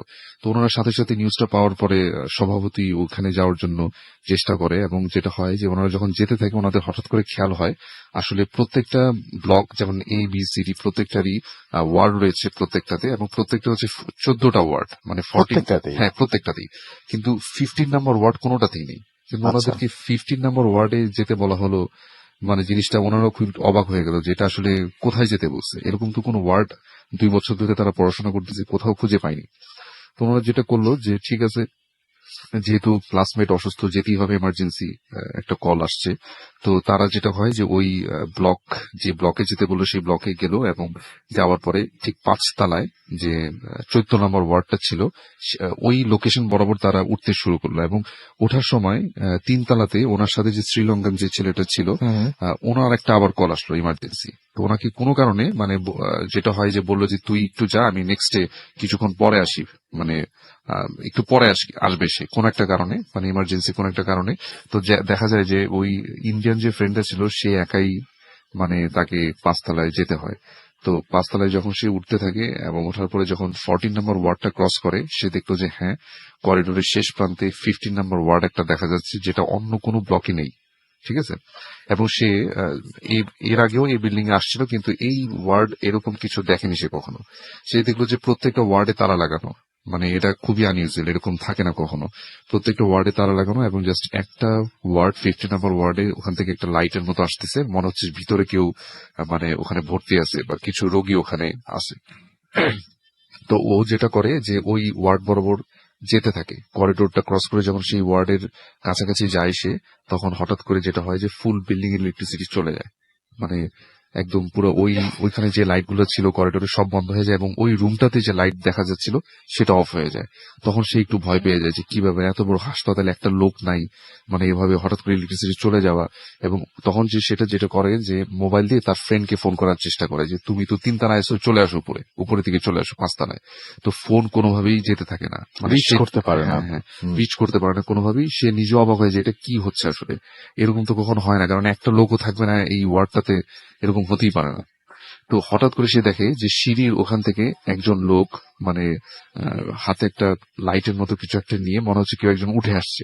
সে ফার্স্টে মনে করছে যে তার ফ্রেন্ডই বুঝি মানে আসতেছে নিচ থেকে, কিন্তু সে যখন ভালো মতো খেয়াল করলো দেখলো যে অনেক লম্বা একটা ছায়ামূর্তির মতো, প্রায় 7 ফুটের মতো হাইট হবে। তো এরকম একটা ছায়ামূর্তির মতো একটা লাইট হাতে নিয়ে করিডোরটা ক্রস করে ঠিক তার বরাবর, এবং সে যে ওয়ার্ডটাকে দেখলো যে 15 নম্বর ওয়ার্ড, ওই ওয়ার্ডটা বরাবর সে আসতেছে। এবং সে তখন চিন্তা করলো যে না, একজন লোক আসতেছে যেহেতু, মানে এখন ইটস ওকে, মানে একটু ভয়টা সে একটু কিছুক্ষণের জন্য কমে গেল। সে যখন লোকটা তার সামনে আসলো সে রীতিমতো অবাক হয়ে গেল, মানে সে দেখলো যে এত লম্বা একটা মানুষ, 7 ফুট লম্বা, মানে তাদের মানে ভার্সিটি বা কলেজে সচরাচর দেখা যায় না, মানে ওনাকে দেখে নাকি মনে হচ্ছে যে উনি ইন্ডিয়ান পাকিস্তানি এরকমই একটা চেহারা, অনেক লম্বা, এবং ডক্টরের অ্যাপ্রন পরা সাদা। তখন সে চিন্তা করলো যে হয়তোবা আসলে এখানে 15 নম্বর ওয়ার্ড নামে কিছু একটা আছে, এবং হয়তোবা চিকিৎসার জন্য সে আসছে, হয়তোবা কোনো একজন ডক্টর সে টল হইতেই পারে, নর্মালি সে ভাবলো। ওই ডক্টর যখন তার সামনে দিয়ে ক্রস করলো তাকে বললো যে ফলো মি, জাস্ট এই কথাটা তাকে আর কিচ্ছু তাকে বলেনি। এবং সে যেটা করে যে তার পিছন পিছন যায়, কেননা তাদের ক্লাসমেট অসুস্থ, এমার্জেন্সি কল, মানে তাকে যেতেই হবে। সে চিন্তা করলো হয়তো উনি হয়তোবা কর্তব্যরত ডক্টর। তো ওনার পিছন পিছন সে গেল, যাওয়ার সাথে সাথে ওই ডক্টরটা যে সবচেয়ে টল, সে ওই যে 15 নম্বর ওয়ার্ড লেখা উপরে ওটার ভিতরে ঢুকে গেল। ঢুকে যাওয়ার সাথে সাথে ওই রুমটা কিন্তু অন্ধকার আসল ভাই, যেহেতু ইলেকট্রিসিটি নাই, জাস্ট ওনার হাতে একটা টর্চের মতো ছিল, ওইটা নিয়ে সে ঢুকে গেল। এবং ও যখন ওই রুমটাতে ঢুকলো সাথে সাথে হঠাৎ করে লোকটা ভ্যানিশ হয়ে গেল, মানে সে আর দেখলো না যে কই গেল আসলে। করিডোরটা দিয়ে যে ঢুকলো, মানে ওই রুমটা দিয়ে যে ঢুকলো, লোকটাকে সে দেখতেছে না। এবং আস্তে আস্তে করে পুরো রুমটা একদম অন্ধকারের জন্য একটা পরিবেশে হয়ে গেল, এবং সে এত অন্ধকার ছিল, সে বলে যে আমি যে মানে গেটটা দিয়ে ঢুকছি, ওই গেটটা দিয়ে আমি যে ব্যাক করবো দৌড়ায়, সেটাও আমি পারতেছি না, মানে এত অন্ধকার। ঠিক আছে, তো সে যেটা করলো যে ওই অন্যান্য ওয়ার্ডে যেমন আমাদের অনেক সময় একটা রুমের কোথায় লাইট থাকে, সুইচ থাকে, আমরা কিন্তু জানি, আমরা জানি, হ্যাঁ। তো উনি যেটা করলো ওই আগের সেই নলেজ গুলো দিয়ে অন্যান্য ওয়ার্ডে যখন সে কাজ করছে ওইভাবে করে মানে লাইট জ্বালানোর চেষ্টা করতে থাকলো, যে চেষ্টা করে দেখি যে কোনো লাইটের কিছু আছে কিনা এখানে। সে দেখলো যে না, কোনো কিছু তার রিচে আসে না, মানে এরকম কিছু নাই। কিন্তু এর ফলে যেটা হলো যে একটু পরপর যেটা হলো যে তার হাত, মানে সে তো দৌড়াদৌড়ির মতো একটা অবস্থা ওইখানে, ওটার ভিতরে ভয় পেয়ে যাচ্ছে সে। তো হঠাৎ করে দেখলো যে অনেকগুলো স্ট্রেচারের সাথে তার হাতের বাড়ি লাগা শুরু করলো, তার বডি কোথাও বাড়ি লাগতেছে, হাত কোথাও বাড়ি লাগতেছে, পা কোথাও বাড়ি লাগতেছে, স্ট্রেচার করে যেখানে মানে বডি রাখা হয়। ঠিক আছে, তো হঠাৎ করে একটা পর্যায়ে দেখলো যে তার হাতটা একটা মানে অনেক ঠান্ডা কিছু একটার সাথে, বরফের মতো কিছু একটার সাথে তার হাতটা বারবার লাগতেছে। মানে সে ফিল করলো যে এটা আসলে তো এরকম তো মানে ঠান্ডা বরফের মতো তো বডি হইতে পারে, মানে ডেড বডি যেগুলো সেগুলোই হতে পারে, কারণ ওরা যখন বিভিন্ন এগুলোকে কাটাছিটা করে তখন এগুলো সম্পর্কে ওদের ভালো এক্সপিরিয়েন্স। তো ও মানে ফিল করতে পারে যেগুলো তো মনে হয় কোনো মৃত বডি আমার পাশে, এই যে হাত দিয়ে বারবার দেখতেছে, দেখলো যে এরকম 2-3 বার দুইটা স্ট্রেচারের মধ্যে দেখলো যে হ্যাঁ এরকম কিছু মানে হাত লাগলো, সাথে সাথে বুঝলো যে এরকম কোন একটা ডেড বডি হয়তো এগুলো। তো তখন আরো সে ভয় পেয়ে গেল, এবং সে তখন তার বারবার ফোনটাকে বের করে মানে তার ফ্রেন্ডটাকে কানেক্ট করার চেষ্টা করতে থাকলো, কিন্তু কোনোভাবেই রিচ হচ্ছিল না। এবং যেটা হচ্ছিল যে একটু পরপর ওই আর তার আরেকটা সমস্যা হচ্ছিল যে ওই ফরমালিন দেওয়া থাকলে মানে অনেক ঝাঁঝালো একটা গন্ধ থাকে, এরকম অনেক ঝাঁঝালো গন্ধে তার চোখ দিয়ে মানে জ্বলতেছিল চোখ, এবং চোখ দিয়ে মানে অনবরত পানি পড়া শুরু করতেছে। মানে একটা সময় সে ঝাপসা দেখা শুরু করলো সবকিছু, যে মানে সবকিছু জানি কেমন হয়ে আসছে তার পাশে, কোনো লাইট নাই, কিচ্ছু নেই, সে একটা মানে অন্ধকারাচ্ছন্ন একটা মানে একটা ডিমেনশনের ভিতরে ফেসে গেছে এরকম মনে হচ্ছিল। এবং তার চারপাশে সবগুলো ডেড বডি পড়ে আছে, এবং সেই ডেড বডি গুলাকে সে দেখতে পাচ্ছে না, এরকম একটা ভয়ানক অবস্থা। তো এই অবস্থায় হঠাৎ করে তার কানে ওই বুট দিয়ে চলার মতো যে সাউন্ড, সেটা সেই তার কানে শব্দটা পেল। শব্দ শুরু করলো, যেটা সে প্রথমে ওই লম্বা টল ডক্টরটাকে দেখার সময় পাচ্ছিল। দেখলো যে সেই করিডোরটা দিয়ে আবারও কে একজন বুট দিয়ে হেঁটে হেঁটে ওই করিডোরটা ক্রস করে ঠিক হঠাৎ করে মনে হচ্ছে যে একটা গেট, মানে তখন সে গেটটাকে স্পষ্ট দেখতে পেয়েছে, যে সোজা গেটটা দেখা যাচ্ছে। এসে ওই সেই ছায়ামূর্তির মতো লম্বা লোকটা, সাদা অ্যাপ্রন পরা লোকটার সামনে ওই গেটটার সামনে দাঁড়ালো, এবং তার দিকে তাকে অনেক জোরে ভয়ানক ভাবে হাসা শুরু করলো। সেই হাসিতে মনে হচ্ছে যে পুরো রুমটা কেঁপে উঠতেছে এরকম একটা, এবং সে প্রচন্ড ভয় পাওয়া শুরু করলো। এবং সে যেটা দেখলো, বললো যে লোকটা যখন রুমের ভিতরে ঢুকলো তখন সাথে সাথে সম্পূর্ণ রুমটা মানে লাইটে ভরে গেল, মনে হচ্ছে যে সম্পূর্ণ রুমটাতে কেউ একজন লাইট আলোকিত জ্বালায় হয়ে ফেলছে। গেল। হ্যাঁ, কিন্তু আসলে কিন্তু লাইটের কোনো সোর্স নাই, কিন্তু হঠাৎ করে মনে হচ্ছে যে পুরো রুমটা লাইটে আলোকিত হয়ে গেল। এবং সে যেটা দেখলো যে তার ওই রুমটাতে সে মাটিতে ফ্লোরে পড়া, এবং রুমের চারপাশে অনেকগুলো স্ট্রেচারের ভিতরে কতগুলো ডেড বডি পড়ে আছে। ঠিক আছে, মানে সাদা কাপড়ে জড়ানো ডেড বডি, জাস্ট গলার পর্যন্ত মানে মাথাটা দেখা যাচ্ছে এরকম। এবং সব থেকে আজব বিষয় ছিল ওখানে মেল ডেড বডিও ছিল, ফিমেল ডেড বডিও ছিল, দেখলে যেটা মনে হয় উনি যেটা বলছে। কিন্তু ওনার কাছে সব থেকে বেশি ভয় লাগছে ডেড বডি গুলো যখন সে একটা ঝলকের জন্য দেখছে, তার কাছে মনে হচ্ছে ওই যে লম্বা লোকটা যে তার সামনে দাঁড়িয়ে আছে সবার চেহারা ঠিক ওই লোকটার মতোই। তো এইটা দেখার পরে সবার চেহারা, যে মেল ফিমেল যে ডেড বডি গুলো পড়া ছিল সবার চেহারা ওই যে লম্বা ছায়ামূর্তির মতো ডক্টরটা যে তার সামনে এসে হাসতেছিল, সবাই এক চেহারার। এবং ওই ডক্টরটাও তার সামনে অনেক লম্বা 7 ফুটের মতো, ও মানে এটা দেখে হাসতেছে, এবং সেই অট্ট হাসিতে তার হঠাৎ করে সেন্স চলে যায়। এবং সব থেকে মজার বিষয় হয় মানে যেটা হয় যে ও যে 5th ফ্লোরে যে উঠে, যেটা ও আমি আপনাকে স্টোরিতে যেটা এখন বললাম, যখন ওকে যেটা পাওয়া যায় কিন্তু 4th মানে 4 তলায়। ঠিক আছে, 4 তলার কোন একটা সিঁড়িতে না কোথায় যেন ওকে সেন্সলেস অবস্থা পাওয়া যায়। অথচ ওর বন্ধু যখন বলে যে আমি ওই 15 নম্বর ওয়ার্ডে যাওয়ার জন্য যখন আমি 4 তলা ক্রস করতে যাব, তখন আমি দেখি যে ও পড়ে আছে, অথচ ওই 5th ফ্লোর নামে কোনো কিছু নাই ওখানে।